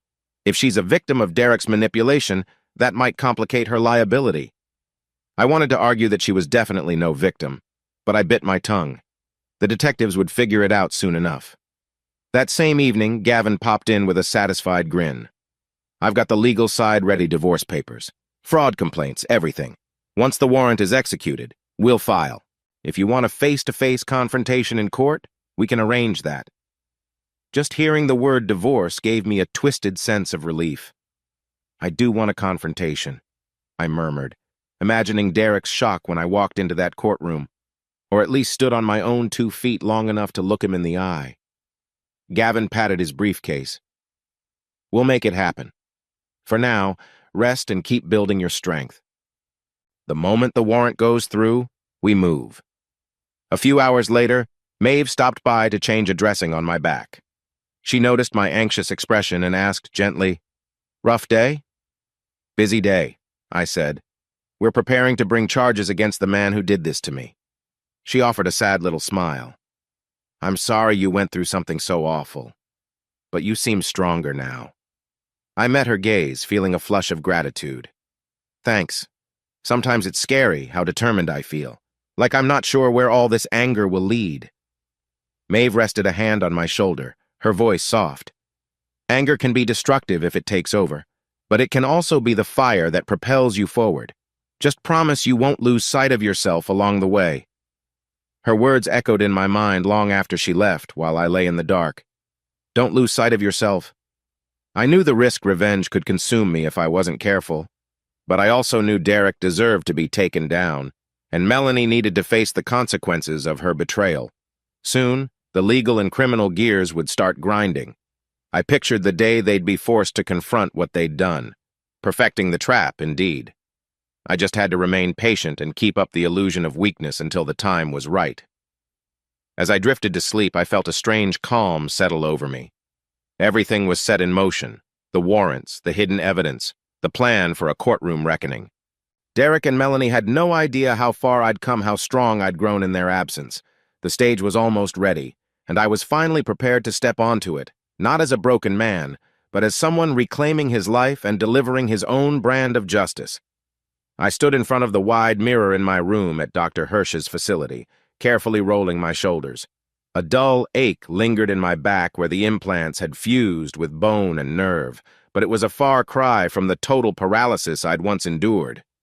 Now, after weeks of persistent therapy, I could stand and even walk short distances with a cane if I moved slowly. Every day, that distance grew. The morning light sliced through the window blinds, bathing me in pale sunshine. It felt symbolic, like stepping out of a long, dark tunnel. Gavin Dawson had called the night before with big news. The search warrant was approved. Law enforcement would be combing through my old apartment and Derek Shaw's personal spaces today, seizing anything that linked him to the abuse. It made my chest flutter with a mix of excitement and anxiety. A knock at the door jolted me. Maeve Carter entered, wearing her usual light blue scrubs and an encouraging smile. "You ready for this?" she asked softly, noticing my cane by the chair. I exhaled. "As ready as I'll ever be." We'd planned for me to leave the facility under Dr. Hirsch's sign-off, my official reason follow-up therapy at home, Unofficially, it was to witness the fallout of the warrant and prepare for the next step's divorce, criminal complaints, everything Gavin orchestrated. Maeve handed me a small bag of personal items. "Don't push yourself too hard," she cautioned. "Legally, you're free to go, but if you feel any pain or dizziness, come back. We'll be here." I appreciated her concern. Our bond had grown in these last weeks, though I kept a lot to myself, not wanting to burden her with the gritty details of my revenge. "Thank you," I said, carefully picking up the bag. "I owe all of you for helping me get this far." An hour later, I found myself stepping outside, the fresh air almost dizzying. Gavin waited by his car in the circular driveway, wearing a crisp button-down and a determined expression. "Let me help you," he said, guiding me to the passenger seat. I leaned on my cane for stability. Once we were on the road, Gavin updated me in a low, serious voice. "The officers will search your old apartment and Derek's home. We expect them to seize devices, laptops, cameras, anything that might confirm the abuse. Also, we're serving the divorce papers and criminal complaints this afternoon." A surge of nerves twisted my stomach. I'm guessing Melanie and Derek won't see it coming. Gavin glanced at me from the driver's seat. "Not entirely, no. Elle Shaw has already been contacted. She was blindsided by what her husband's done, and she's furious." He paused at a red light. "Elle offered to help. She's providing extra details about Derek's schedule, finances, stuff we can use." I swallowed, imagining how it must feel for her to learn about the betrayal. Even though I had no fondness for Derek, I felt a twinge of sympathy for Elle. She, too, was caught in his web of lies. Half an hour later, we arrived at a small house I'd rented for the short-term one that Gavin had helped secure so I wouldn't have to return to the place that held so many bad memories. It was a compact two-bedroom in a quieter part of town, a place to catch my breath and continue my rehab without Derek's looming presence. The ramp out front was temporary, but I intended to rely less and less on those aids. My pride kept me pushing forward. Inside, boxes of basic furniture and supplies greeted us. A local moving company had set everything up, courtesy of Gavin's arrangement. I set my cane aside and lowered into a plush armchair, exhaling deeply. Even that short walk from the car left me sweaty and shaky. My muscles still had a ways to go. Gavin took a seat across from me. "Officers said they'd update us by this evening. In the meantime, I have a few more documents for you to sign divorce petition, plus the fraud and abuse complaints." He flipped open a folder, sliding papers my way. As I signed, my mind drifted to Melanie. We'd been married for 3 years, and in the beginning, it never crossed my mind that we could end like this. The pen felt heavy in my hand, each stroke a reminder that I was severing ties with the woman who stood by while Derek tormented me. Anger flared again, but also relief. This was the only way forward. When I finished, Gavin packed up neatly. "We'll file these with the court first thing. Then we wait." He checked his watch. "Shouldn't be long before I hear from the police. You'll likely need to give an official statement, possibly identify any items they confiscate." I nodded. "I can do that." Just then my phone buzzed. The screen displayed an unknown number. I exchanged a glance with Gavin before answering. "Hello?" A tense female voice crackled through the line. "Everett, it's Ella Shaw. I wasn't sure if you'd pick up. I got your number from Gavin." My heart thumped. "Elle, are you okay?" She let out a bitter laugh. "No, not really. The cops just showed up with a warrant. They're tearing apart Derek's study. I'm in total shock. I had no idea how deep this ran." I gripped the phone. "I'm sorry you're in the middle of this. I wish it didn't have to be so messy." Elle's voice trembled. "The detective told me some things I can't unhear about what he did to you." "God, Everett, I'm so sorry. If I'd known—" "It's not your fault," I said firmly. "You couldn't have known." She sniffled, composing herself. "They're taking Derek's laptop, some flash drives, even his old phone. He's furious, saying it's all a misunderstanding. I'm done with him. I told the officers everything I know about his finances." A swirl of relief and gratitude washed over me. "Thank you. I appreciate that." We hung up soon after. I passed the info to Gavin, who tapped out a quick text to the detective. My mind whirred. So it's really happening. All the fear I'd carried for months began to ebb, replaced by a sense of resolution. We had set the wheels of justice in motion, and Derek's carefully orchestrated power would unravel. That night, Gavin and I stayed up late going through the final checklist. My cane rested within arm's reach, reminding me of how far I'd come and how much I still needed to push. My legs ached, but my spirit felt oddly light. In quiet moments, I recalled the humiliating nights Derek tormented me, the cold neglect from Melanie as she turned a blind eye. Never again, I thought. They don't get to decide my fate now. Before heading to bed, Gavin received a text from Detective Farrow. "Search complete. Found significant items. We'll be in touch tomorrow. I shared a grim smile with him, knowing it spelled trouble for Derek, and for Melanie, if she'd been complicit. I fell asleep in my new bed, lulled by the hum of the air conditioner. My last thought was of the upcoming confrontation, the day I would stand in court on my own 2 feet, showing them I was no longer broken. Part of me still felt a flicker of guilt. Did I really want to see them destroyed? But as memories of Derek's cruelty resurfaced, that guilt dissolved. This was about survival and justice, not petty vengeance. Tomorrow would bring more details, more upheaval. But for once, I went to sleep unafraid of the shadows in my mind. A week later, I found myself standing, albeit carefully, on the polished marble floors of the county courthouse. Sunlight streamed through tall windows, illuminating dust motes that danced in the air. People bustled around, some in suits, others in casual attire, all carrying a different purpose behind those imposing double doors. My heart hammered so hard I worried the sound echoed off the walls. I clutched my cane, knuckles white, determined to keep my posture steady. Today was the first official hearing. Derek and Melanie had been arraigned on charges ranging from conspiracy to fraud to abuse. I'd be testifying about the cruelty I endured, supported by the evidence Gavin collected. The full trial would come later, but today's hearing set the stage and gave me a chance to make an unforgettable entrance. Gavin stood beside me, his expression calm but intense. "Take it slow," he whispered, noticing my tense stance. "We're not in a rush." A hush fell over the corridor when I stepped forward. Several faces turned in recognition. A couple of police officers, a few local reporters who had sniffed out a scandal involving a big insurance settlement. My gaze landed on a nervous figure near the courtroom doors, Detective Farrow, holding a manila folder. She nodded at me, a silent gesture of encouragement. Then the doors opened and we made our way inside. Rows of benches lined the wood-paneled room, and a tall bench up front held the judge's seat.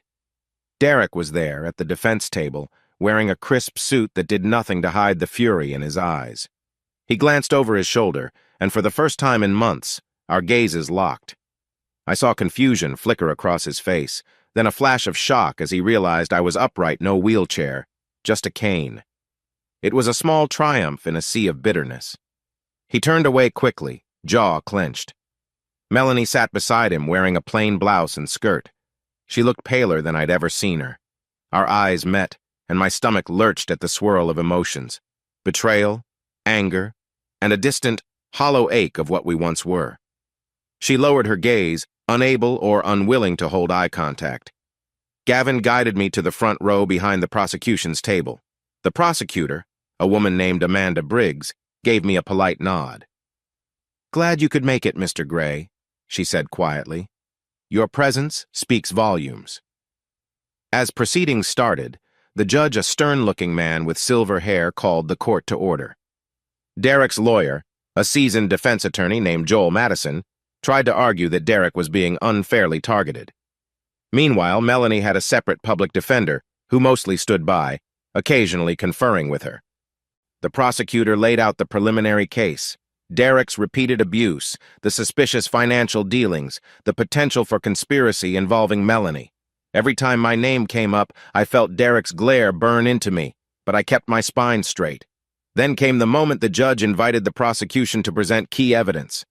A hush settled in the courtroom as Amanda Briggs signaled Detective Farrow, who approached with a stack of documents and digital exhibits. The big reveal included hidden camera footage that had been recovered from Derek's own devices. My stomach twisted. I hadn't seen these in their entirety, but I knew they'd be damning. Scenes of him entering my room, mocking me, sometimes yanking at my arms or shoulders while I could only watch. They played a short clip. The muffled audio captured Derek's cruel laughter. My own shallow breathing was audible, along with the creak of my bed. Melanie wasn't visible on the footage, but the camera data logs proved she was in the apartment at the time, ignoring my cries, as feeble as they were back then. Gasps rippled through the room. I felt my cheeks burn with equal parts shame and righteous anger. As the clip ended, Derek's face was a thundercloud. Melanie trembled, pressing a tissue to her lips. Even some bystanders in the gallery stared at them in horror.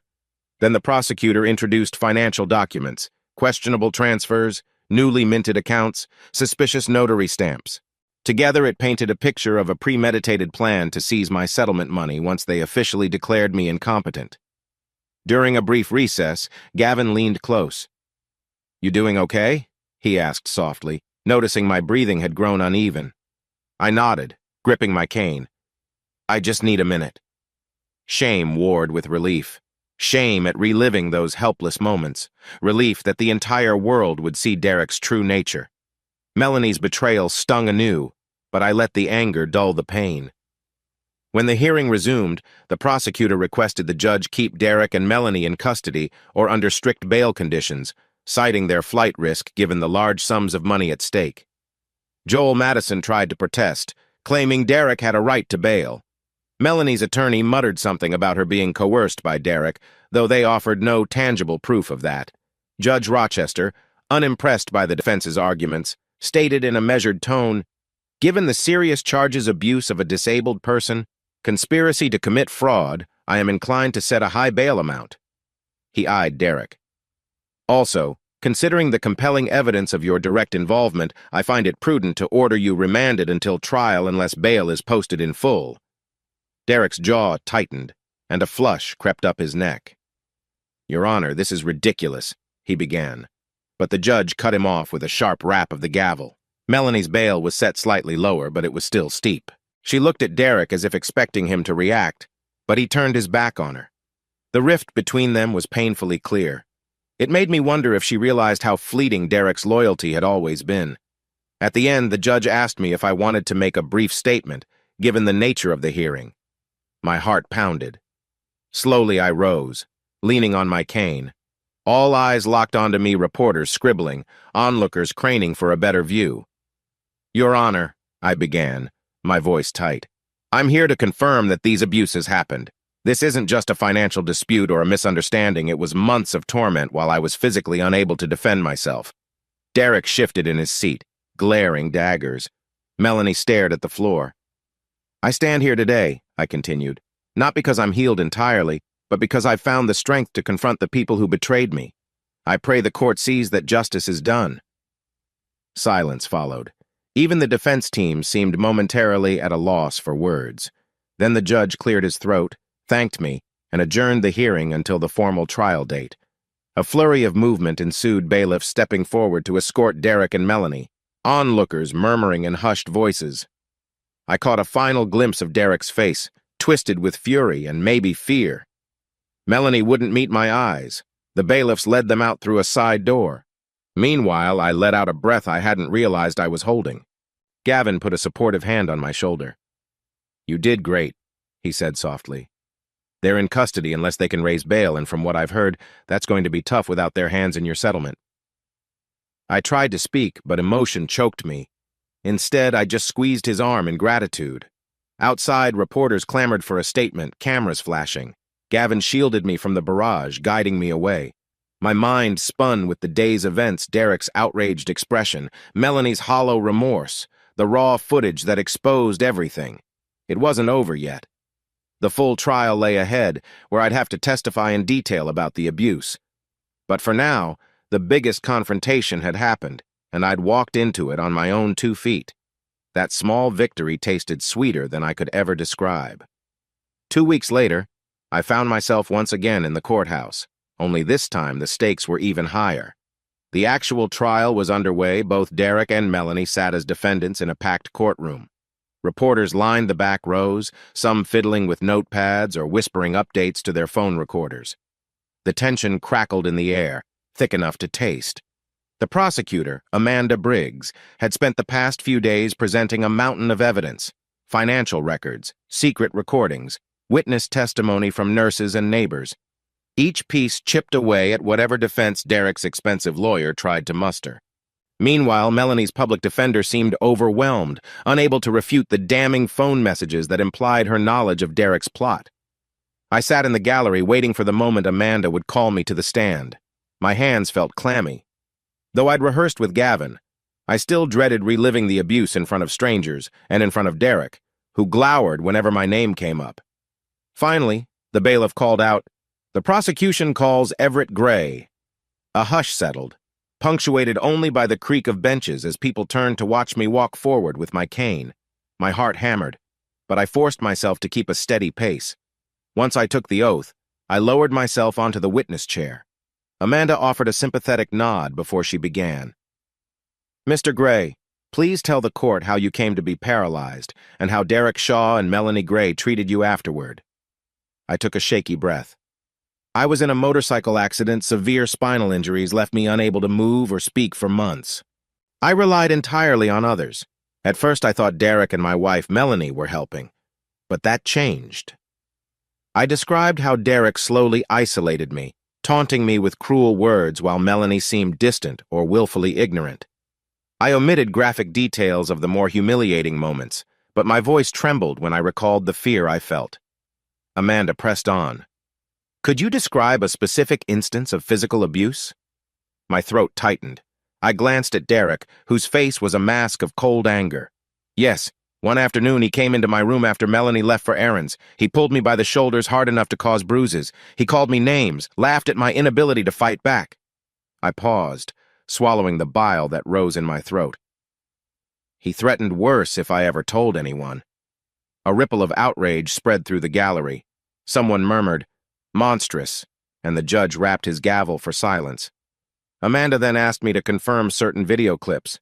I watched, heart pounding, as short segments of footage played on a screen, grainy but unmistakable. Derek's silhouette, my form lying prone on the bed and the venom in his voice. The jury flinched at the raw cruelty.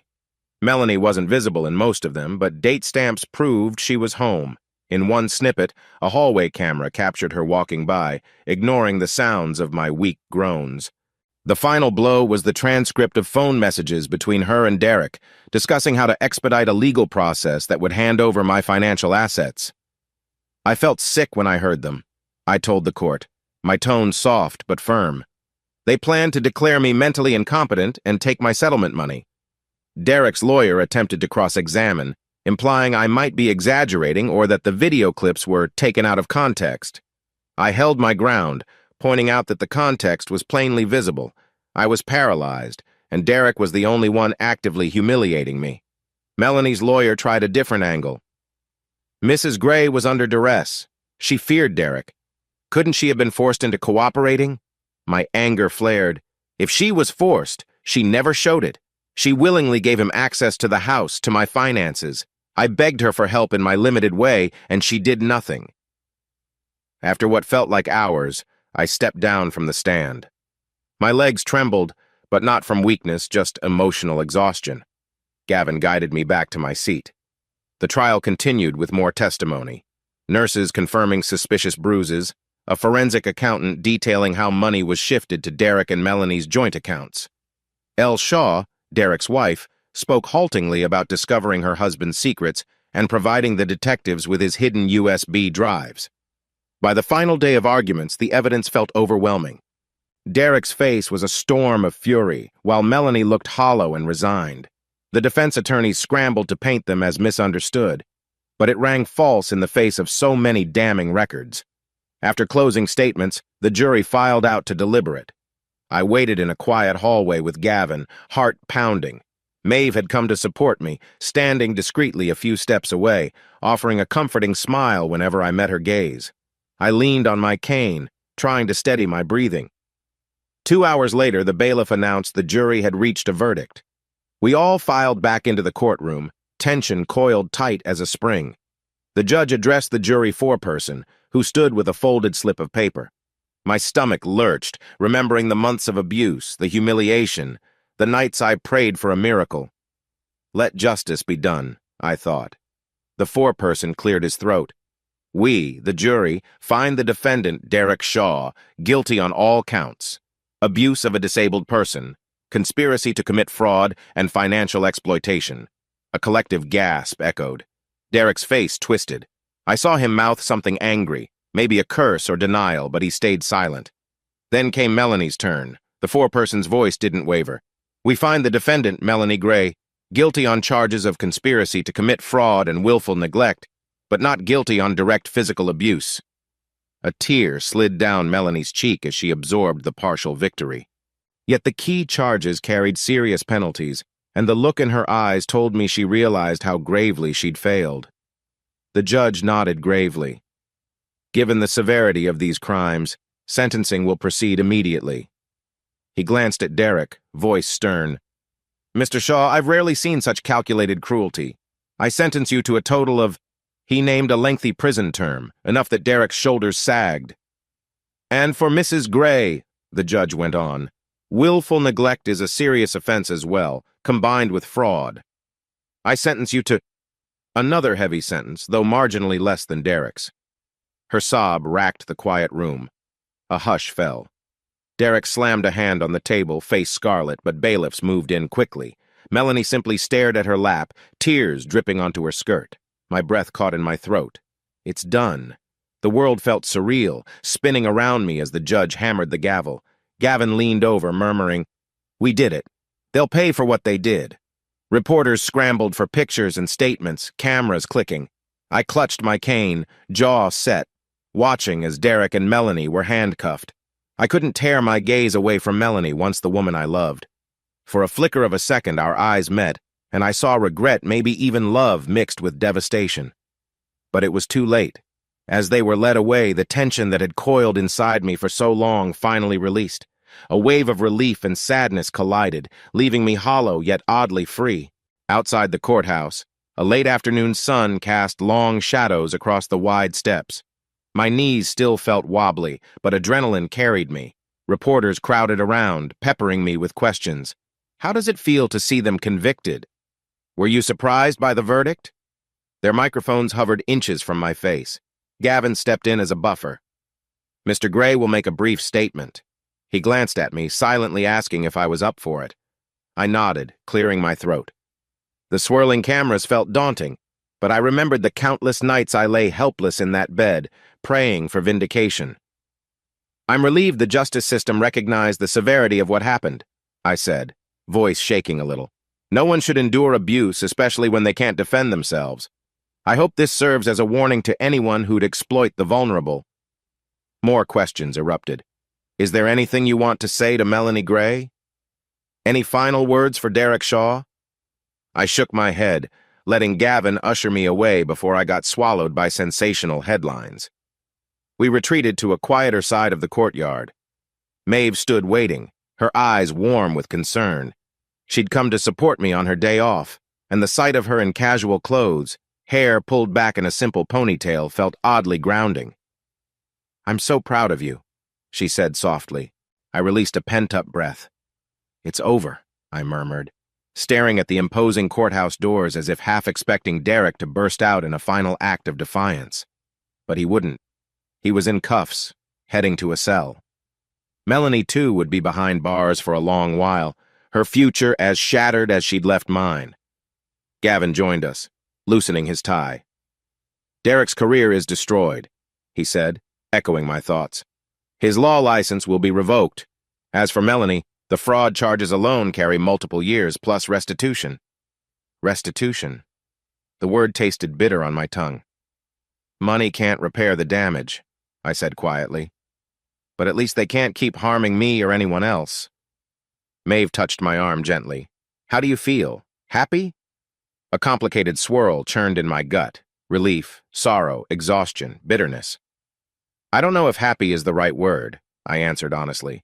I'm free, but the whole thing feels hollow too. She nodded as though she understood. Healing doesn't happen overnight. Today's a big step, though. We parted ways with Gavin soon after. He had to finalize some paperwork regarding the divorce and the settlement. Meanwhile, Maeve offered to give me a ride back to the small house I'd been renting. During the drive, the city lights flickered on, and we caught glimpses of ordinary life. People walking dogs, grabbing groceries, heading home after work. It's almost surreal, I thought, that my entire world changed while life outside carried on as normal. When we reached my place, I invited Maeve inside. She hesitated, then agreed, helping me unload a small box of documents Gavin had given me. Inside, the living room felt comfortably quiet, a stark contrast to the courthouse chaos. I placed my cane by the couch and sank onto a cushion with a sigh. Maeve sat in a chair across from me, studying my face. You look wiped out. I ran a hand through my hair. I am, but at the same time, my mind won't shut off. Part of me keeps replaying that moment the judge read the verdict. Another part regrets that any of this had to happen. A gentle silence settled before Maeve spoke again. The guilt, the regret, the anger, it's all natural. You've been through so much, Everett. Let yourself feel it, and then let it go. I swallowed hard, recalling the haunting images of Derek's sneer, Melanie's cold dismissals. I'll try, I whispered, voice thick. I just hope I can move on. Maeve's eyes shone with empathy. You will, she said firmly. You've already shown how strong you are overcoming your injuries, facing them in court. Now the path forward might be about rebuilding yourself. It struck me how much simpler everything felt with Derek and Melanie removed from my life. They could no longer manipulate or threaten me. The settlement money was once again fully in my control, though I hardly cared about the money anymore. It was the principle that they'd tried to rob me of autonomy. We chatted a bit longer. Everyday topics that felt refreshingly normal, what groceries I needed, how my therapy schedule might evolve, which new hobbies I might try. Eventually, Maeve left, giving me a reassuring squeeze on the shoulder. Call if you need anything, okay? Alone in the stillness, I found myself reflecting on the entire journey. Derek's career is destroyed. Melanie loses both her status and freedom. That was the reality, spelled out by Gavin. Would she blame me forever? Probably. Part of me expected her to come begging for forgiveness, but in truth, I didn't care anymore. She'd chosen her path. I'd barely survived mine. For a while, I paced the living room, slow, deliberate steps without my cane, testing my newly regained balance. Each step felt symbolic, a tangible reminder that the man I was before the accident had evolved. My body was still healing, but my mind was more focused, more certain of who I was and what I wanted. Before bed, I stood by the front window, peering out at the night sky. A faint silhouette of the city skyline blinked in the distance. I remembered how hopeless I'd felt, pinned under Derek's control, not even able to speak. Now I was here, upright, and they were the ones locked up. It didn't bring euphoria exactly, but it brought closure, and that was a start.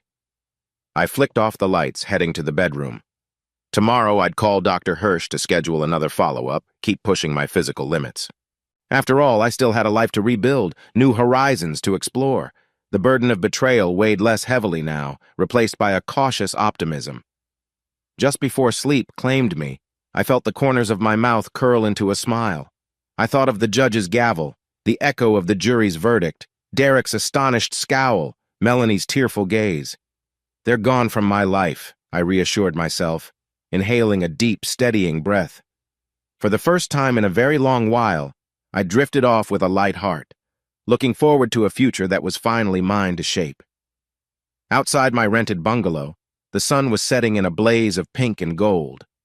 I leaned on the doorframe, observing how the fading light filtered through the narrow yard.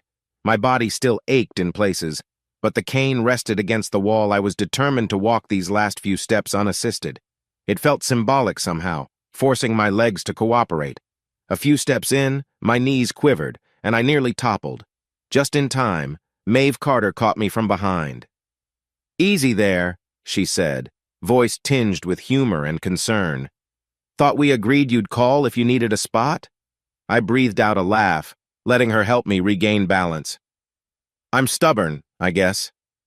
For a moment I allowed myself to lean against her, the warmth of her presence calming the swirl in my head. Maeve had dropped by after her shift, a routine she'd started in the days following the trial. Part of me wasn't sure why she kept coming. My official nurse care had ended, but she insisted it was purely out of concern. And maybe more.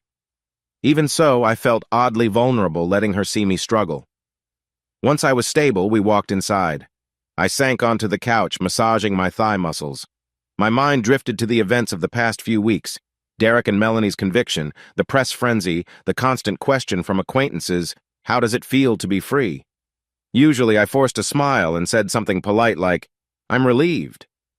But inside I felt a storm of conflicting emotions. Long day? Maeve asked, sitting across from me. She brushed a strand of hair behind her ear, eyes full of genuine empathy. I swallowed the knot in my throat. Honestly, it's been tough. I can't seem to stop replaying everything. Some days I'm fine, and others I wake up shaking from nightmares. Her gaze softened. That's completely normal after the trauma you went through. Have you talked to anyone like a counselor? I huffed a soft laugh, rubbing my temples. Gavin set up some therapy sessions with a PTSD specialist. I had my first one yesterday. It helped, but it also dredged up more memories. The therapist had told me I'd have to face each flashback head-on to dismantle its power. It made sense, but that didn't make it any less painful. Maeve nodded, thoughtful. You need to give yourself grace. Healing isn't a straight line. We fell into a comfortable silence, the hum of the air conditioner the only noise. My mind flickered to the phone call I'd received that afternoon. Ingrid Meyer, my physical therapist from Dr. Hirsch's facility, had rung to see if I was ready to start outpatient sessions. I told her yes, eager to continue the momentum. My back was still healing, but the nerve implants were doing their job, letting me move in ways I once thought impossible. So, Maeve said gently, tell me about therapy. Is it mostly talk, or do they have you do breathing exercises? I shrugged. A bit of everything. The counselor, her name's Dr. Renly, she has me talk through specific nightmares. She also recommended journaling. Said it might help me track the triggers. Problem is, writing about Derek's abuse or Melanie's betrayal sends me into these weird emotional tailspins. Maeve leaned forward, resting her elbows on her knees. That's normal, but over time it could lessen how much power those memories hold. Are you angry at them still? I let out a long breath, grappling with the question. Yes, I admitted. Angry, resentful, sometimes furious. But I also feel this hollow sadness. I keep asking myself how it all went so wrong. Melanie used to be my partner, you know, and Derek, I thought he was an okay neighbor. Now he's in prison, and she's not far behind. Maeve reached out, covered my hand with hers. A tender gesture that made my pulse flutter. It's okay to feel both anger and grief. You lost people you trusted. That's huge. I squeezed her hand gratefully before shifting the topic. Anyway, I've started my own little routine, I said with a faint smile. Morning stretches, slow walks around the block if I can manage, and some quiet reflection time. Feels weird being on my own, but maybe it's what I need to process everything. She nodded, giving my arm a gentle pat. I think that's great. And remember, you're not alone, not really. You have Gavin, Dr. Hirsch if your back flares up, Ingrid for physical therapy, me if you need an ear. Her cheeks colored slightly at that last part. My chest warmed. She was right. I wasn't truly alone. I had a small circle of people who cared, who wanted to see me rebuild. Maybe that realization was the first step in moving past the emotional debris cluttering my mind. A vibration on the coffee table startled us. My phone screen lit up, an incoming call from Elle Shaw. I hadn't spoken to her much since the sentencing, only a brief call to check if she was okay. Surprised, I answered while Maeve watched, curiosity evident in her expression. Everett, hi, Ella said, voice subdued. I hope it's not a bad time. It's okay, I replied. How are you? A pause. I'm managing. I wanted to apologize again for everything Derek did. You don't have to apologize, I cut in gently. You were a victim in your own way. Another pause, then a shaky exhale. Anyway, I'm finalizing the divorce, she said. I wanted you to know I found some more documents in Derek's old desk. Letters from him and Melanie discussing your settlement. I'm not sure if they matter now that the trial is over. My stomach churned at the mention of more evidence of their conspiracy. We can show them to Gavin, I offered. He'll know if it's relevant for any future appeals or civil suits. Elle thanked me, then hung up. I stared at my phone, the weight of the conversation pressing on my chest. Even though Derek was behind bars, his shadow lingered. The letter exchange with Melanie only underscored how deeply they'd plotted against me. I forced a steady breath, trying not to let old fury reignite. Maeve observed me quietly for a moment. You okay? I looked at her, remembering the therapist's advice to open up rather than bury everything. Not really, but I'm better than I was a few weeks ago. Hearing about their letters still stings like a fresh reminder of the betrayal. She nodded, scooting closer. That's how it goes. You take one step forward, something triggers you, and you feel like you're back at square one. But it's not really square one, is it? You've grown. You're stronger now. Tears pricked my eyes, uninvited but somehow cleansing. I guess so.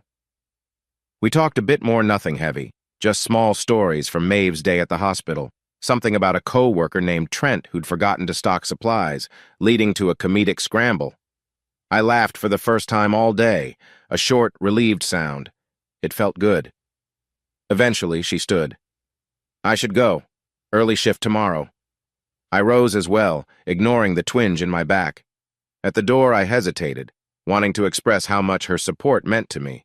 Words didn't come easily. Thank you, I managed, my voice low. For everything. She gave a gentle smile. I'm just glad to see you healing.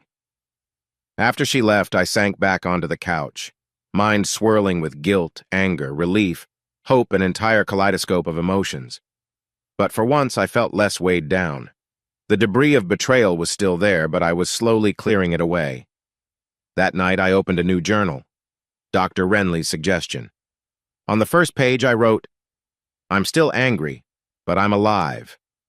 And that means I have a chance to rebuild. It felt like a declaration, scrawled in my messy handwriting. Then I closed the notebook, switched off the lamp, and let the darkness cradle me, strangely at peace. The emotional wreckage lingered, but I was learning to navigate it one step at a time. The overhead lights in the outpatient therapy center buzzed faintly as I balanced on the parallel bars. Ingrid Meyer, my no-nonsense physical therapist, clapped her hands in encouragement. Come on, Everett, you've got this. 5 more steps. Sweat rolled down my temples and my muscles trembled, but I gritted my teeth, focusing on each deliberate movement of my legs. My spine still twinged with a phantom ache where Dr. Hirsch had implanted the nerve interface system. Yet each day, I felt sturdier. Step, pause, step. On the 5th step, my right knee threatened to buckle, but Ingrid steadied me with a firm grip on my arm. Nice job, she said, giving me a nod of approval. You're pushing beyond what most people with your injury can do at this stage. Panting, I managed a weak grin. Guess I'm motivated, I said wryly.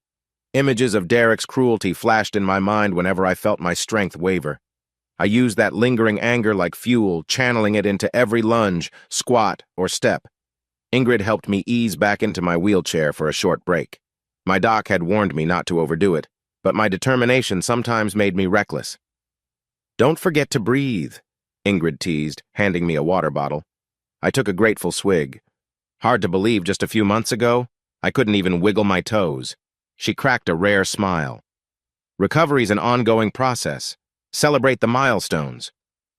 After therapy, I wheeled myself into the adjoining lounge, where a few patients in various stages of rehab sat chatting. A small TV played daytime talk shows in the corner. One of the patients, Jonas, waved. He was a middle-aged man recovering from a spinal fracture due to a car accident. We'd bonded over shared frustrations, catheters, bedpans, the fear of never walking again. How'd it go today? Jonas asked, flexing an ankle brace. I hoisted myself out of the wheelchair to stretch.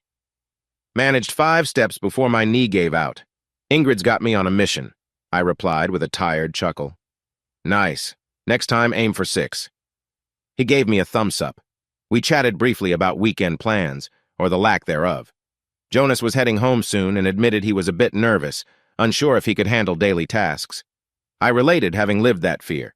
Eventually, I left the therapy center, cane in hand, and climbed carefully into my car, a modest sedan fitted with basic driving aids. The sense of independence was thrilling. Since I'd regained enough leg control to operate pedals, Dr. Hirsch had cleared me for short drives. Don't push it, he'd cautioned. If you feel numbness, stop. But just being able to drive again felt like the first breath of freedom in forever. I swung by a local hardware store to pick up a set of sturdy shelves for my bungalow. The old me, the mechanical engineer, had always enjoyed tinkering around the house. I wanted to reawaken that side of myself. In the paint aisle, I bumped into Alicia, an old co-worker from Grayson Robotics. She spotted my cane and did a double take. Everett? She asked, eyes wide. Oh my gosh, I heard rumors you were walking again, but seeing it is amazing. Heat rose to my cheeks. Yeah, still a work in progress. How are you? She started telling me about the new design projects at Grayson, how they'd expanded their product lines for medical labs. For a moment, I felt a pang of nostalgia. I'd left that job behind after the accident, unsure if I'd ever be able to handle the physical or mental demands again. You should stop by sometime, Alicia said, beaming. I know Paul, he's still the manager, would love to see you. Maybe we can pick your brain about some new prototypes. An unexpected rush of excitement coursed through me. I might do that, I murmured, once I'm a bit steadier on my feet. Leaving the store, I realized how far I'd come from those days of being trapped in bed, reliant on others for every move. Yes, the ghosts of Derek and Melanie still loomed in my memories, but physically, I was reclaiming my life bit by bit. At home, I found a large envelope in the mailbox official forms from the bank acknowledging that my settlement money was fully reactivated in my sole name. I scanned the documents with a bittersweet satisfaction. Derek and Melanie no longer had any claim. Gavin had also enclosed a note suggesting I consider investing or starting a small business. Do something that sparks joy, he wrote. The phrase tugged at me. I set the papers aside and decided to tackle the next item on my to-do list. Clearing out any lingering traces of Derek's or Melanie's personal items from the boxes I'd rescued after the trial. I'd stored them in the garage, half afraid to look. With a determined sigh, I hobbled out to the garage. Dust motes swirled in the light from the overhead bulb. Opening a battered cardboard box, I found old pictures. Some included Melanie, bright-eyed from our early married days. Another stack showed Derek and me at a barbecue, back when I foolishly thought he was a friend. My chest tightened, pain pulsing behind my sternum. I wondered how to reconcile those seemingly happy memories with the horrors that came later. Telling myself it was necessary, I moved methodically through the items, deciding which could be tossed, which might be donated. A surprising wave of sadness crept in. At some point, these people mattered to me. The betrayal didn't erase the past, but it certainly tarnished it. By the time I finished, I had 3 piles: trash, donate, keep. The keep pile was smallest, just a few photos reminding me that not all was bleak. Maybe I wanted to hold on to proof that once there was love and friendship, however fleeting. Later, as dusk fell, I placed the donate boxes by the front door. I shot a quick text to Ella Shaw, who had offered to help finalize property division. She'd have a better idea of whether to store or discard some of Derek's random items. Odd to think of Ella as an ally, but she'd proven loyal in the wake of everything. The next morning, I rolled out of bed with a stiff back, but an oddly lighter heart. Like each purge of memories, old photos, legal baggage was a step toward feeling truly free. Ingrid had noticed that after therapy sessions, I often carried less tension in my shoulders. Maybe the mental weight was shedding along with the physical struggles. Over coffee, I browsed online for business ideas, remembering Gavin's suggestion. A startup? A philanthropic venture? I still had an engineer's mind, but also a new perspective on medical technology from my own journey. Something in me stirred at the thought of designing devices that could help others recover from spinal injuries. It was early days, but the possibilities excited me.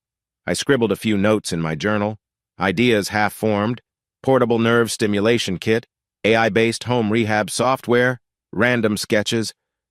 For the first time in a long while, I felt purposeful, imagining a future that wasn't overshadowed by betrayal or vengeance. My body was stronger. My finances were secure. The looming question was, what do I do with this second chance? As midday sunlight spilled across the kitchen floor, I smiled to myself, deciding I'd figure it out step by step, just like I was relearning to walk. For now, I'd keep following Ingrid's regimen, keep pushing my limits, keep discarding the remnants of my old life that no longer served me. The sense of unexpected freedom was almost overwhelming, but it also filled me with hope. I had no illusions that emotional healing would be quick or easy, but physically, each victory reminded me that I was capable of more than I once believed. In that moment, sipping coffee, I silently vowed, I won't waste this new freedom. Sunlight glinted off the small pond behind the outpatient therapy center, where I found myself after another successful session with Ingrid. She'd let me leave early, impressed by how I'd managed a short walk without the parallel bars. My cane stayed by my side, but I used it less and less. I settled onto a bench overlooking the water, breathing in the crisp, early morning air. Birds skimmed the surface, catching insects. For a second, the hush allowed me to forget the swirling complexities of my past. A moment later, a soft voice jolted me from my reverie. "Mind if I join you?" It was Maeve, wearing a light jacket over her scrubs. She must have slipped out on a break from her shift. I gestured for her to sit, heartbeat quickening slightly. Since the trial, our interactions had grown warmer, more personal. We'd never labeled it, but we were drifting into a space beyond caretaker and patient, or even just friends. Maeve perched beside me, hands in her lap. We sat in a comfortable silence before she spoke. "You're looking steadier these days. The cane's practically decorative." I chuckled softly. "Thanks. I have a good team helping me." "And you," I added silently. She smiled at that, her eyes flicking to the pond. "I heard from Ingrid that you've been going above and beyond the usual therapy exercises, trying to build muscle faster, right?" I shrugged. "Guilty. I guess once you've been helpless, you never want to feel that way again." The memory of Derek's sneers, my powerless arms pinned to a bed, still haunted me, but I used it to push myself harder. Maeve leaned closer, her shoulder nearly brushing mine. "Just promise not to damage your spine in the process. Moderation, remember?" Her gentle concern touched me. "I promise. So how about you? You must be busy with work." She exhaled a little laugh. "Busy doesn't begin to cover it. We're understaffed at the hospital, so I'm juggling double shifts. But I like caring for people, you know? It's my calling." I studied her profile, noticing the faint circles under her eyes.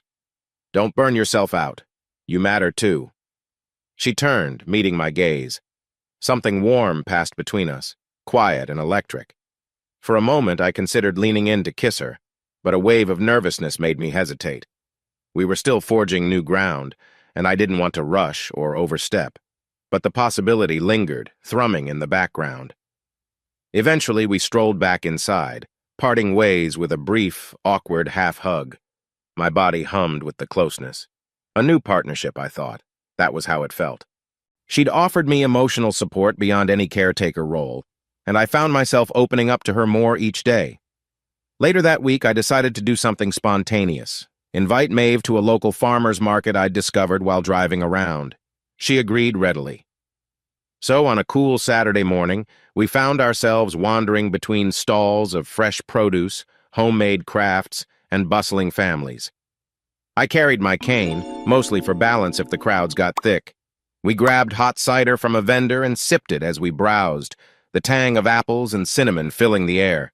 Maeve marveled at the handcrafted soaps, while I lingered over a display of wooden sculptures. The atmosphere was vibrant, a far cry from the sterile spaces where I'd spent so much time: hospitals, courtrooms, therapy centers. A small trio of street musicians played a gentle tune on violin and guitar. Maeve nudged me, pointing at a sign announcing a Saturday community dance. I scoffed. "A dance? Me in my shape?" She gave me a playful nudge. "You've come this far, haven't you? A slow dance wouldn't kill you." Then she caught the look on my face, half amusement, half trepidation, and her teasing smile softened. "No pressure. It just looks fun." I swallowed, heart pounding. Maybe it was silly, but the idea of dancing after all I'd been through felt like a triumphant step forward, proving to myself I wasn't broken. "Okay," I heard myself say. So we ventured to a corner of the market where a small group had gathered in an impromptu dance circle. The music was folksy, cheerful. Maeve set her cider down, faced me with a mixture of excitement and caution. "Let me know if you get tired." I nodded, took a steadying breath. Then I placed my hand on her waist. Her hand found my shoulder. We swayed gently, awkward at first. My leg muscles trembled from the exertion, but her presence steadied me. The swirl of violins mingled with the chatter of passers-by. Something about that moment our bodies close. The music weaving around us felt surreal and almost defiant, like we were thumbing our noses at the shadow Derek and Melanie had cast. For a few seconds I closed my eyes, letting the warmth of Maeve's breath against my cheek anchor me to the present. I was living, not merely surviving. When the song ended, a small cluster of onlookers clapped politely. I felt heat rush to my face, both from exertion and mild embarrassment. Maeve giggled softly. That was nice. Yeah, I agreed, breathless. My legs ached, but I didn't regret a thing. We wandered away from the dance circle, eventually finding a quiet corner near a stall selling handmade candles. We lingered, talking about small things, favorite foods, places we'd traveled. She listened with genuine interest as I described my old engineering job, my love for tinkering. I in turn learned that she'd grown up in a small town out west, where her mother still ran a family diner. I left as soon as I could, Maeve said, lips quirking in a half-smile. To chase bigger dreams, I guess. Nursing gave me that sense of purpose I craved. A comfortable hush fell over us as we realized the parallels, both of us forging new paths after painful or stifling experiences.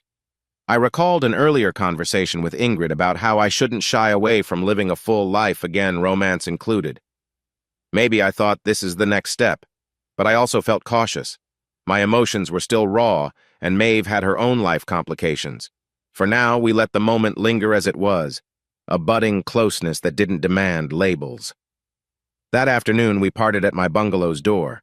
She gave me a warm hug, her cheek brushing mine, and promised to swing by the next evening if she could. I watched her leave with a tangle of excitement in my gut. Inside, I stared at my reflection in the hallway mirror. No wheelchair. My cane resting near the door, hardly used. Tired eyes, but a small, genuine smile on my face. I felt alive. A partnership was forming, an unspoken agreement that we were more than nurse and patient, more than friends. We were forging a bond that recognized the broken parts of each other, yet also the potential for something deeper. That night, I slept better than I had in ages. No nightmares shook me. Instead, my dreams featured the gentle swirl of violin music and the warmth of Maeve's hand in mine. The sun sat low in the sky as I pulled up to Dr. Hirsch's private research facility, a place that had once felt like my prison break from Derek's torment. Now, in the warm glow of early evening, the building seemed less intimidating and more like a haven. Gravel crunched under my tires as I parked and took a moment to steady my breath. I'd come for a final checkup, technically the last official appointment in my post-surgery protocol. Dr. Hirsch wanted to ensure the implants had stabilized, verifying that everything was functioning at peak efficiency.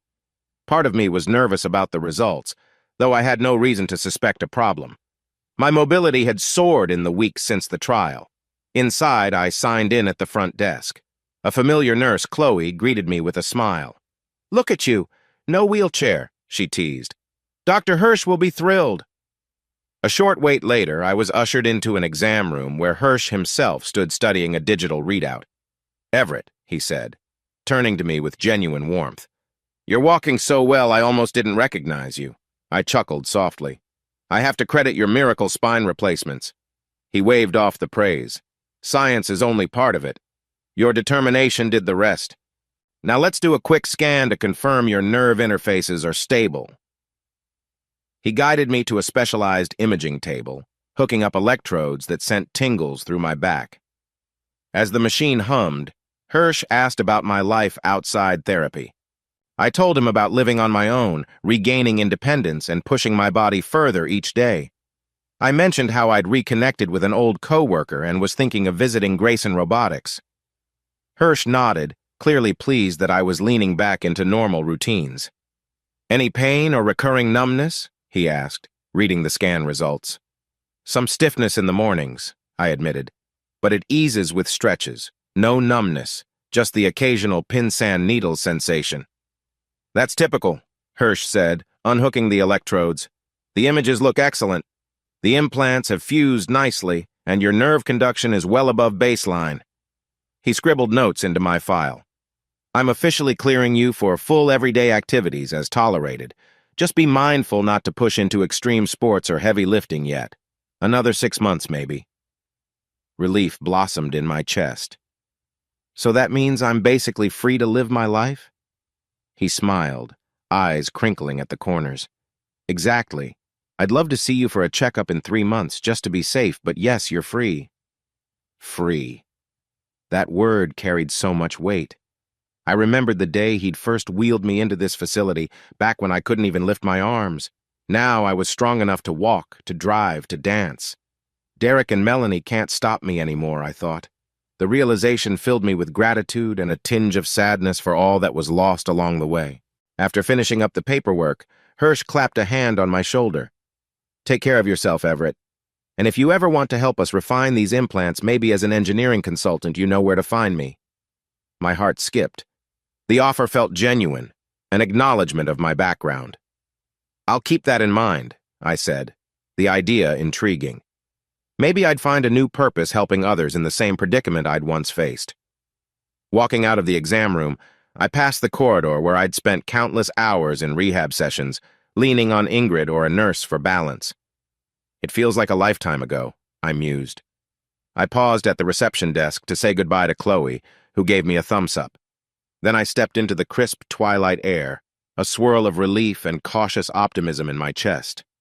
Outside, leaning against my car, I turned my phone back on. It buzzed with a text from Maeve. "How's the final check? Let me know if you want company tonight." My heart fluttered.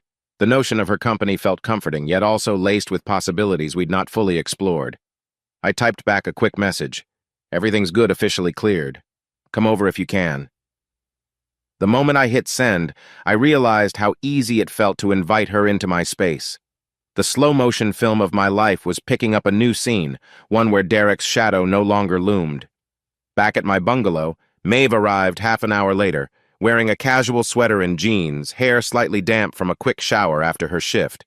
I greeted her at the door without my cane, savoring the look of pride in her eyes. "You really are cane-free now," she remarked with a grin.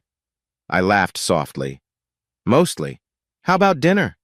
I'd prepared a simple pasta dish. My cooking skills were still rusty, but I wanted to do something normal, something adult.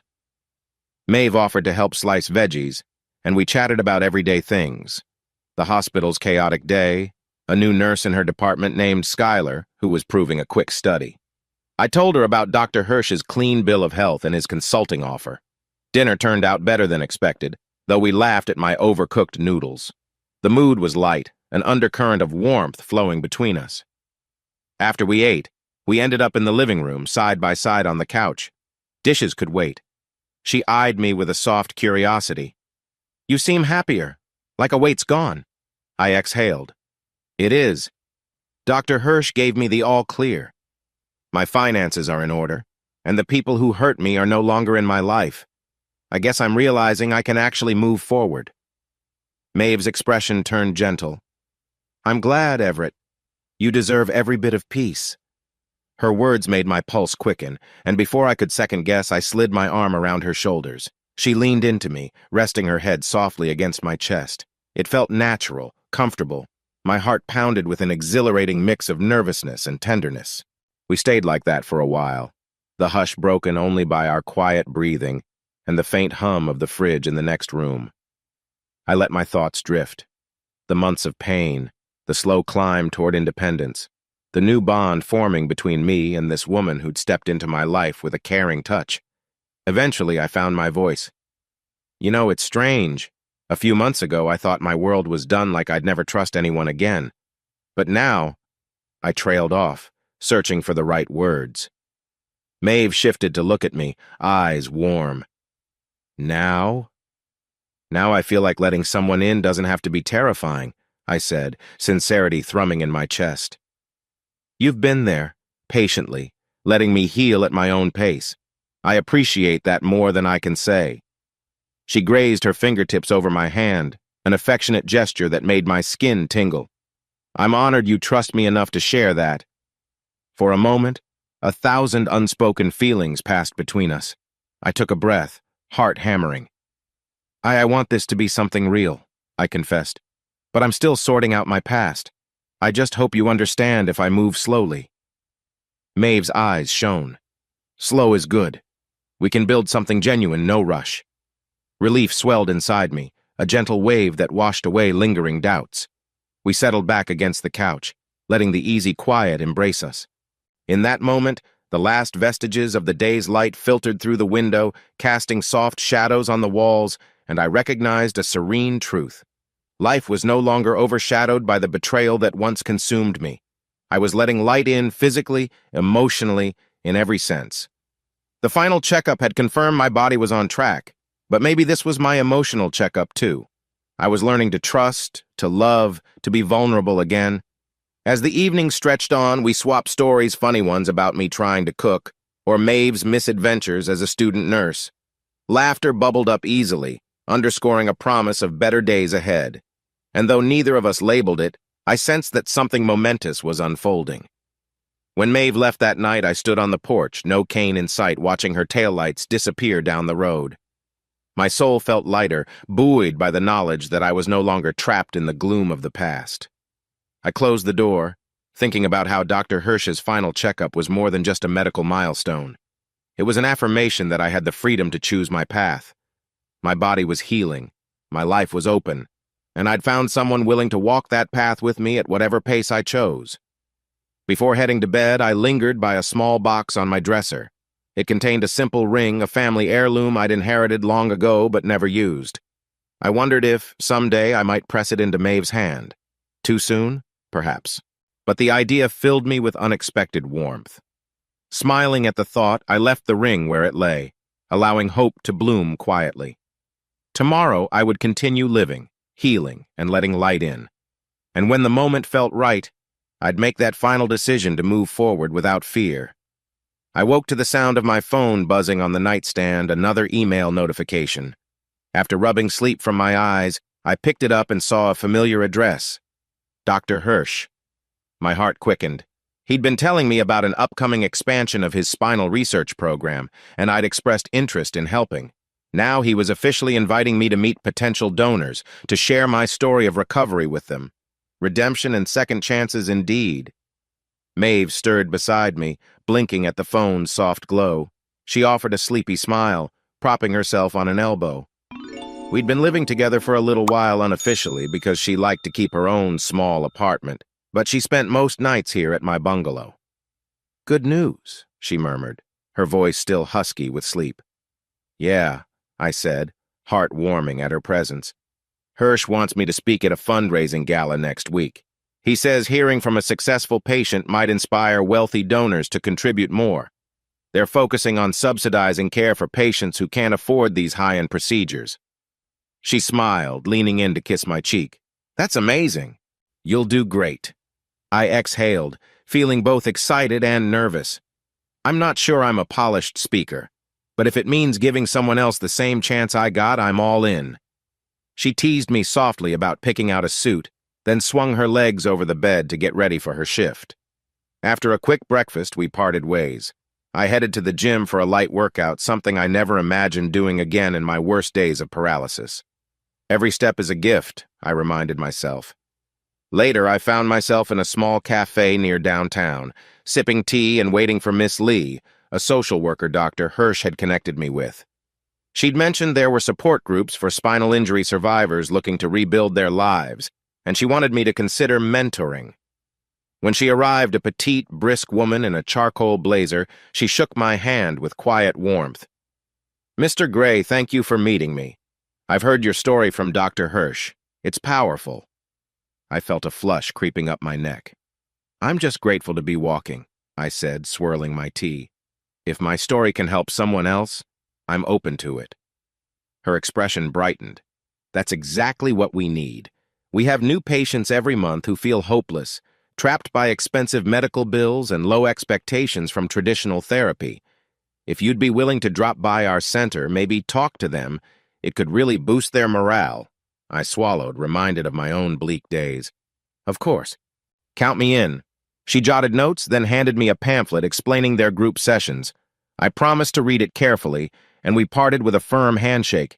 Walking back to my car, I felt an unexpected lift in my chest. For so long, my existence had revolved around surviving. Now, I was in a place to give back. That new sense of purpose was exhilarating. That weekend, I visited the research facility. Dr. Hirsch gave me a quick tour, proudly showing me a new wing dedicated to advanced 3D printing for spinal implants. Some staff recognized me from my rehab days, greeting me like a returning hero.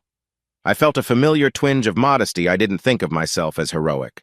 but I understood how seeing a once-paralyzed patient on his feet carried symbolic weight for them. He then introduced me to Aldo Moretti, a patient about to undergo a surgery similar to mine. Aldo, in his mid-40s, looked pale and anxious, strapped into a motorized wheelchair.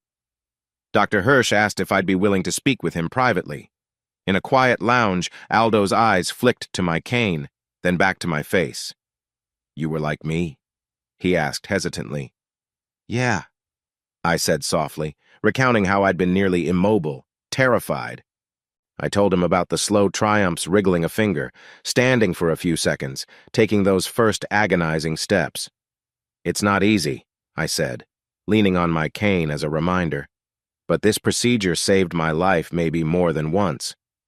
Aldo blinked, tears pooling in the corners of his eyes. "I'm so scared," he admitted.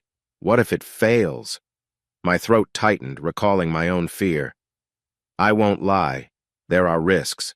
But Dr. Hirsch is the best, and if you trust the process well, I'm here standing in front of you, right?" He let out a shaky laugh. "Right." We spoke a while longer, me answering his questions as honestly as I could.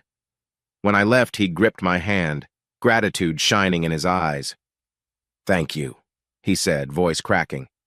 In that moment, I felt a rush of empathy, a strong desire to help him see that even in darkness, there's hope. As I walked away, cane tapping lightly on the polished floor, I realized I was no longer just a beneficiary of Dr. Hirsch's work. I was also an informal ambassador of second chances. Driving home, I thought about how much my life had changed. I still bore scars, physical and emotional, but I'd crawled out from under betrayal, forging a new sense of self. Redemption might be a dramatic word, but it resonated with how I felt. I was no longer trapped by bitterness or anger. A text from Maeve popped up at a stoplight. "Dinner at my place? I'm cooking." I grinned, remembering our days of overcooked pasta at my bungalow. She'd teased me that she'd show me how real cooking was done. "Hell yes," I replied, heart light. Then I paused, rereading my own words. The concept of hell yes to life that was new. I used to be so guarded, always expecting the worst. Maybe I was finally letting go of that fear, embracing the second chance I'd been given. I parked outside her apartment later that evening. She opened the door with a wide smile and the aroma of roasted vegetables wafted out. "Told you I'd prove my culinary prowess," she teased, ushering me in. Over dinner, we talked about the fundraiser event with Dr. Hirsch, how I might go about sharing my story. She offered tips like focusing on the emotional journey as much as the physical.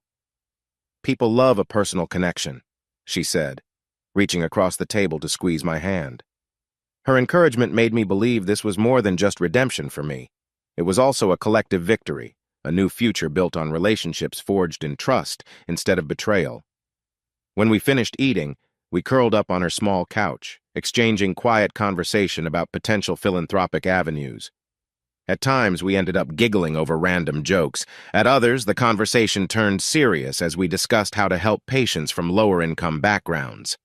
The synergy felt electric, like we were forging something bigger than ourselves.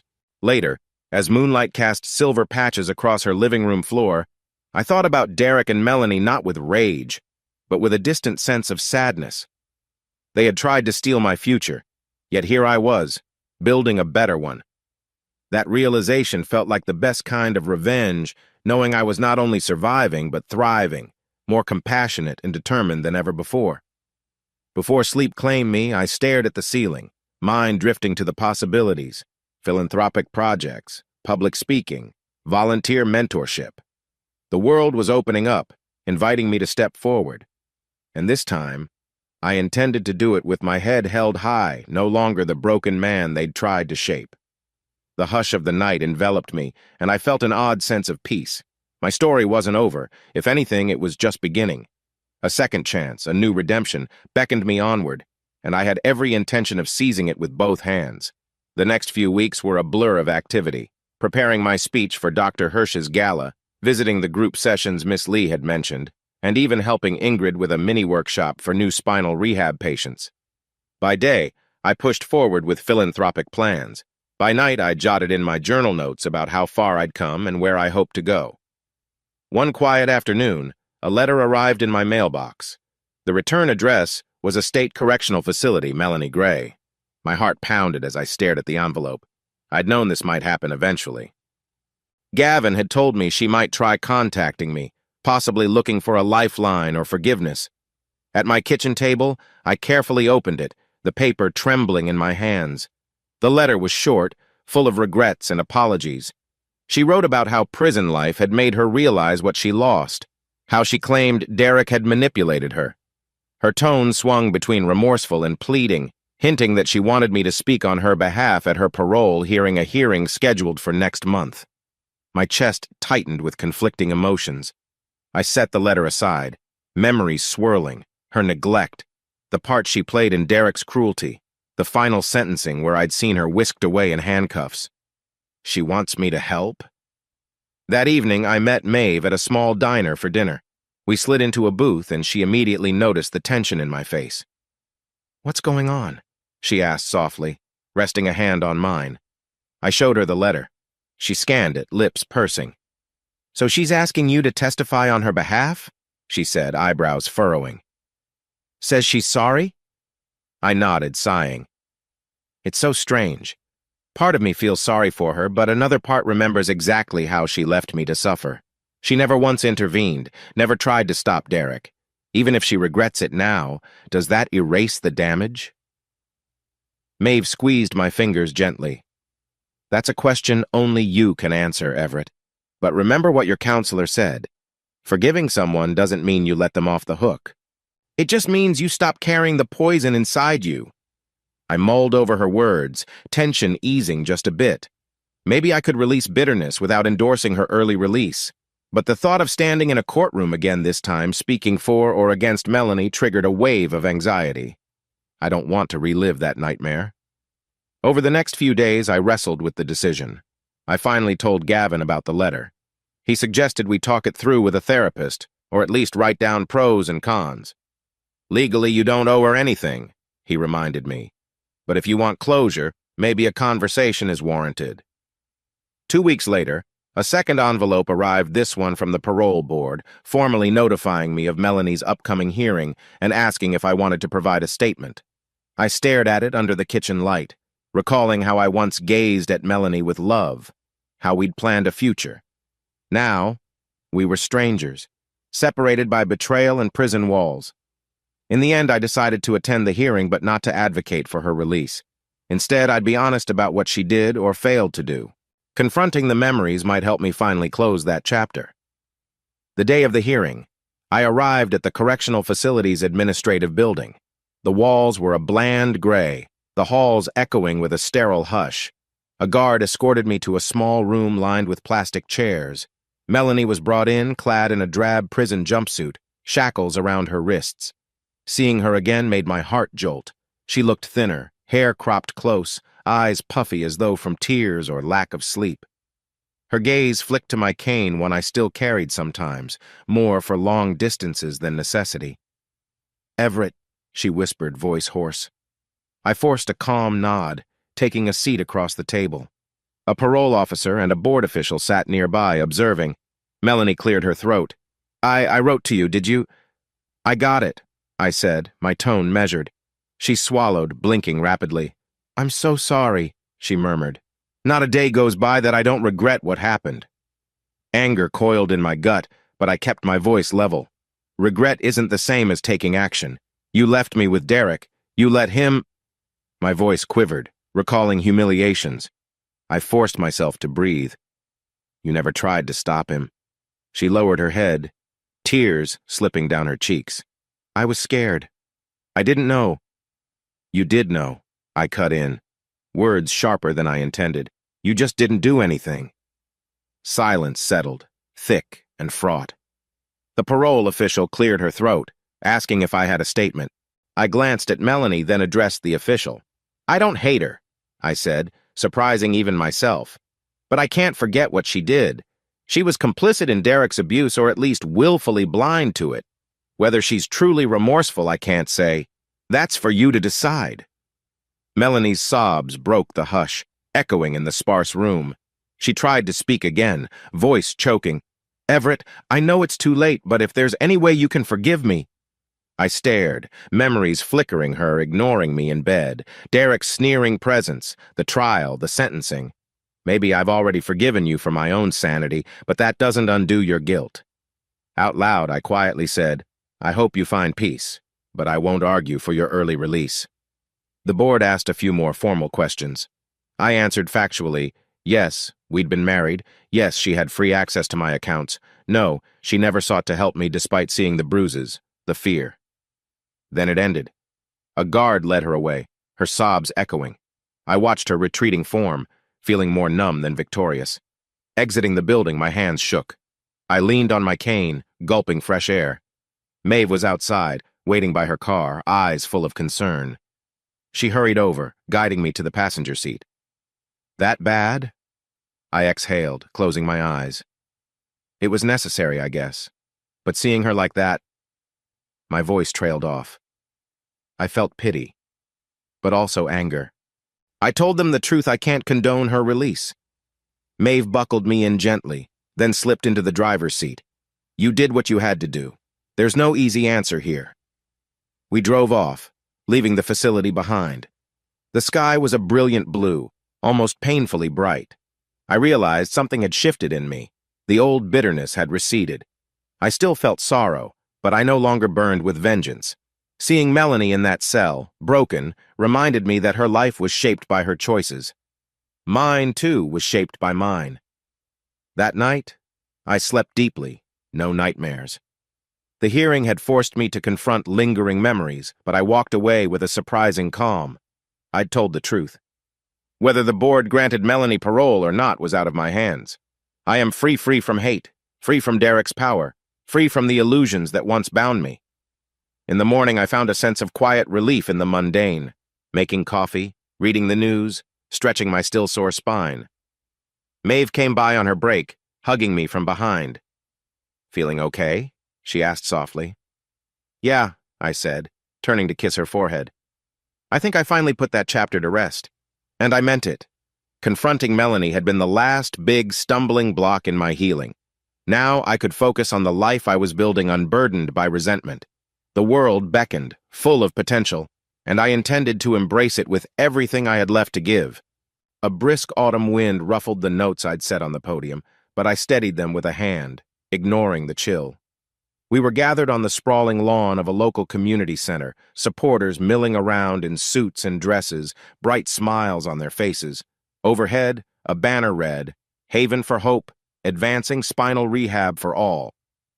I cleared my throat, scanning the small crowd. Gavin Dawson stood in the front row, giving me an encouraging nod. Next to him, Maeve, Ingrid Meyer, Ella Shaw, and even Dr. Hirsch.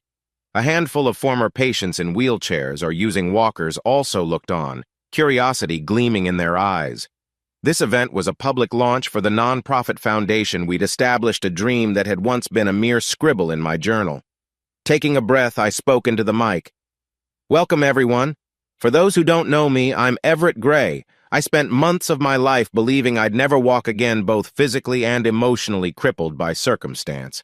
But thanks to advanced treatments and unwavering support, I'm here on my own 2 feet. A hush fell, the crowd leaning in.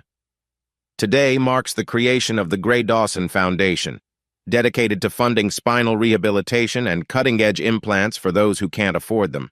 My partner in this, Gavin Dawson, has spearheaded the legal side, while Dr. Hirsch provides the medical expertise.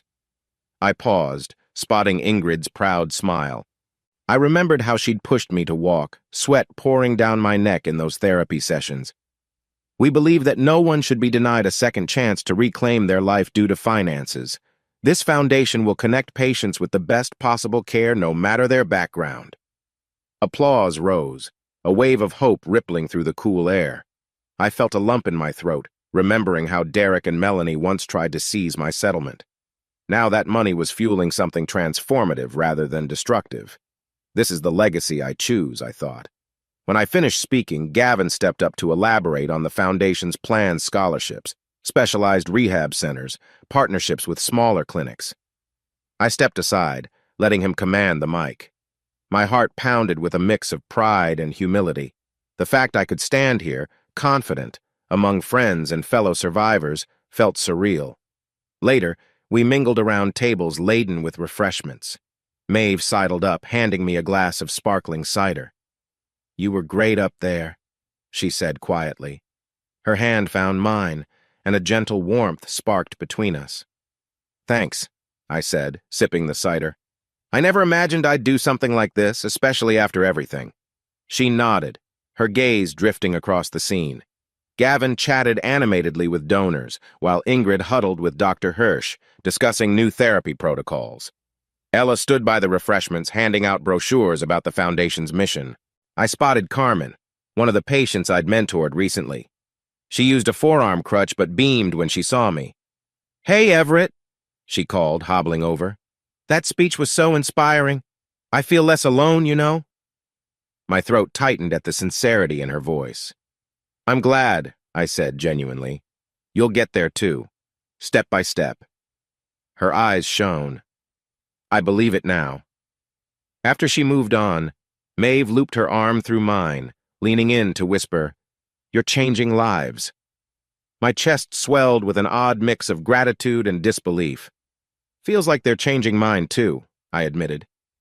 In the weeks that followed, we got serious about building a specialized spinal rehab device, an idea I'd toyed with since regaining mobility.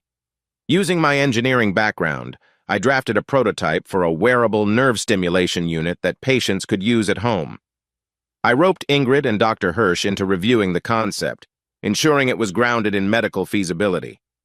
We set up a modest lab space in a corner of Dr. Hirsch's facility, where I tinkered with wires, small circuit boards, and flexible sensors.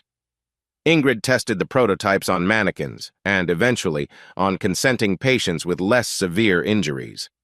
Each time I saw the device help someone wiggle their toes or reduce nerve pain, my heart soared.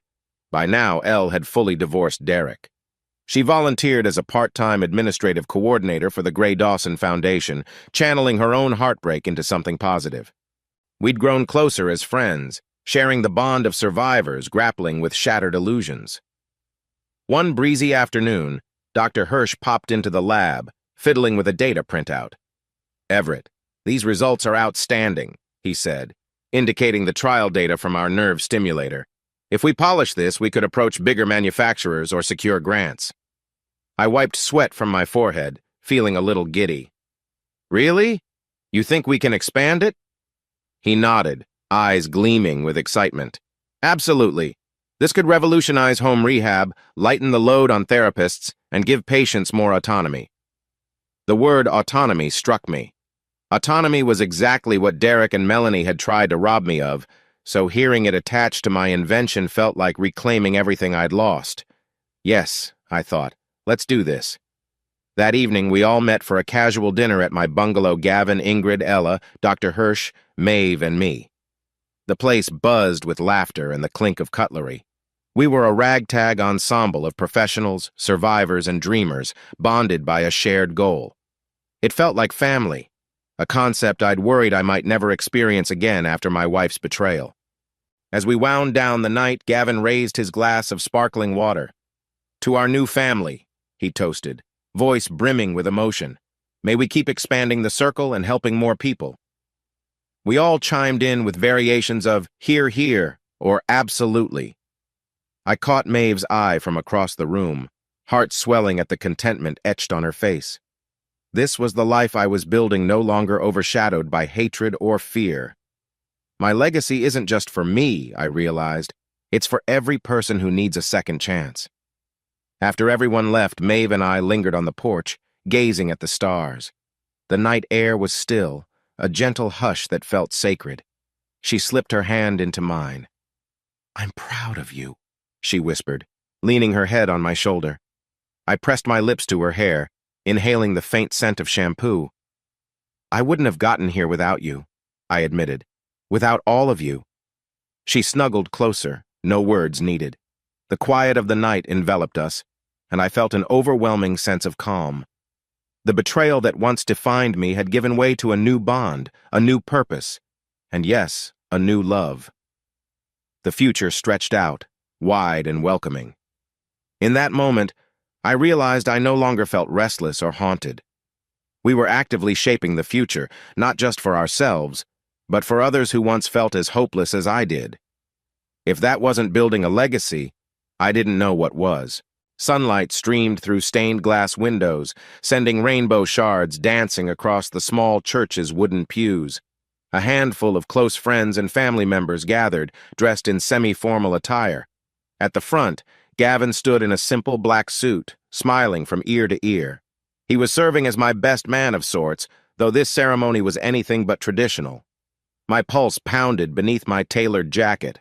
I fiddled with the ring in my pocket, that old heirloom I'd once considered giving Melanie but never did. Now it would finally find its place on Maeve's finger.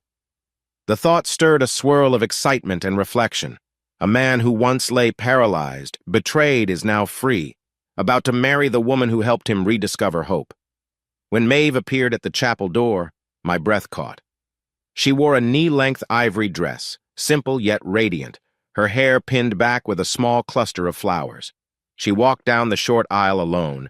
No father to give her away, she'd insisted on her independence. Ingrid had helped do her makeup, and Ella, standing by, dabbed tears at the corner of her eyes. The officiant, a kindly older pastor, welcomed everyone in a gentle tone. Dr. Hirsch, Jonas from therapy, and a few other rehab friends filled the pews. Even Miss Lee attended, smiling softly at the union she'd watched blossom from the sidelines. Maeve reached my side, and I saw tears shimmering in her eyes. We grasped each other's hands, the warmth and security of that touch grounding me. My cane rested against a chair nearby, but for now I stood on my own. It felt symbolic. I am no longer confined by the past. The ceremony began, the pastor speaking of commitment, resilience, and the beauty of finding love amid adversity. I glanced around, noticing Ingrid wiping a tear, Gavin with a proud grin, Ella beaming from the second row. This group had become my support network, a new kind of family that had grown from shared pains and victories. When it was my turn to speak, my voice trembled.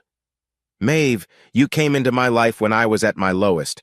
You saw me not just as a patient, but as a person worthy of care and compassion. You helped me remember that trust is possible, that love can exist even after the darkest betrayal. Today I promise to stand by you as you stood by me, with all the hope and determination you helped me reclaim. Her eyes brimmed with tears, and she whispered, I love you, Everett. She recited her vows, speaking of my courage, my kindness, and how she admired the way I used my pain to fuel something good helping others. The pastor guided us through the exchange of rings. My hand trembled slightly as I slipped the heirloom onto her finger, a mix of relief and wonder flooding me. She slid my band on with equal care, sealing our union. With the pastor's final blessing, we kissed soft, tender, a moment that felt like stepping fully into the sunlight after a lifetime in shadow. Applause and joyful cheers echoed off the wooden rafters. I laughed, breathless, as we turned to face our small audience, newly married and brimming with possibilities. The reception was an informal gathering in the church's side garden. Tables with simple white linens held a modest buffet and a small wedding cake. We'd chosen not to splurge, both of us agreeing that extravagance wasn't our style. What mattered was the people around us. Gavin proposed a toast, voice thick with emotion. I've known Everett through the darkest chapters. Seeing him here, healthy and in love, is the greatest testament to human resilience I've ever witnessed. To Everett and Maeve, may you build a future even brighter than you can imagine. We clinked glasses, and Maeve squeezed my hand. Soft music played courtesy of a friend's acoustic guitar. We danced under the open sky, a slow, gentle sway that reminded me of our first tentative dance at the farmer's market. This time, there was no fear of my legs giving out. My back ached a bit, but I wore that ache like a badge of honor. Ella came by, hugging me warmly. I'm so happy for you, she said, sincerity shining in her eyes. You deserve every bit of happiness. I thanked her, recalling how our paths intertwined after Derek's downfall. She too had found a form of redemption, channeling her heartbreak into helping the foundation. Ingrid, Dr. Hirsch, and Jonas teased that I'd better take a decent honeymoon before diving back into the lab. I laughed, promising I'd consider it. Maeve suggested we do a short road trip along the coast, nothing fancy, just the two of us, driving with the windows down, letting the future unfold naturally. That evening, after the guests trickled out, Maeve and I lingered in the quiet garden. Fairy lights twinkled in the bushes, casting soft glows against the dusk. My body hummed with the day's excitement and the knowledge that tomorrow we'd wake as husband and wife, a new milestone I never thought I'd reach. She nestled against my side on a small bench, her head on my shoulder. "So, husband," she teased, a playful glint in her eye, "how does it feel?" I chuckled softly, pressing a kiss to her hair. "It feels like everything I dreamed of and more. You've turned a nightmare into something hopeful." She lifted her face to mine, eyes searching. "You turned it, Everett. I just walked the path with you." We kissed again, a tender moment that felt infinitely right. The hush of the night wrapped around us, and my mind wandered back to the day Derek had been hauled away, to all the tears and rage that once consumed me. I realized, with a profound sense of closure, that those memories no longer dictated my emotions. I'd made peace with the past. In the days that followed, Maeve and I took a short getaway, a quiet cabin by a scenic lake. We walked forest trails, my cane used only on the steepest inclines. Each day we laughed, shared secrets, discussed future dreams, traveling overseas, expanding the foundation, possibly starting a family down the road. At night, the lake reflected a blanket of stars, and we'd talk softly about life's unpredictability, about how tragedy sometimes paves the way for astonishing rebirth. A gentle wave of gratitude would wash over me, reminding me just how far I'd come from the helpless man trapped in a hospital bed. On our last morning at the cabin, I woke before dawn, slipping outside to watch the sun break over the water. As the first rays of pink and orange streaked the horizon, I felt a quiet awe. This is my life now, free, fulfilled, and full of love. The final note wasn't bitterness or revenge. It was resilience and renewal. I recalled the me from before, the mechanical engineer who had a promising future, then lost it all. Now I was an inventor again, a philanthropist, a husband, a friend. The betrayal that once threatened to destroy me had been left behind, overshadowed by unwavering resolve and a love I never expected. Yes, I bore scars, but those scars no longer defined me. They simply reminded me of the journey, the pain that shaped my will to stand taller. The slow-motion film of my life had accelerated into a vibrant, hopeful reel, each frame bursting with possibility. With a long, satisfying breath, I returned inside where Maeve stirred, a sleepy grin forming as she saw me. "Morning," she whispered, voice thick with affection. "Morning," I replied softly, sliding into bed beside her. Outside, the sunlight crept across the lake, another day full of promise. And I knew deep in my bones I would embrace it, traveling, creating, and loving, ready for any new dreams that beckoned.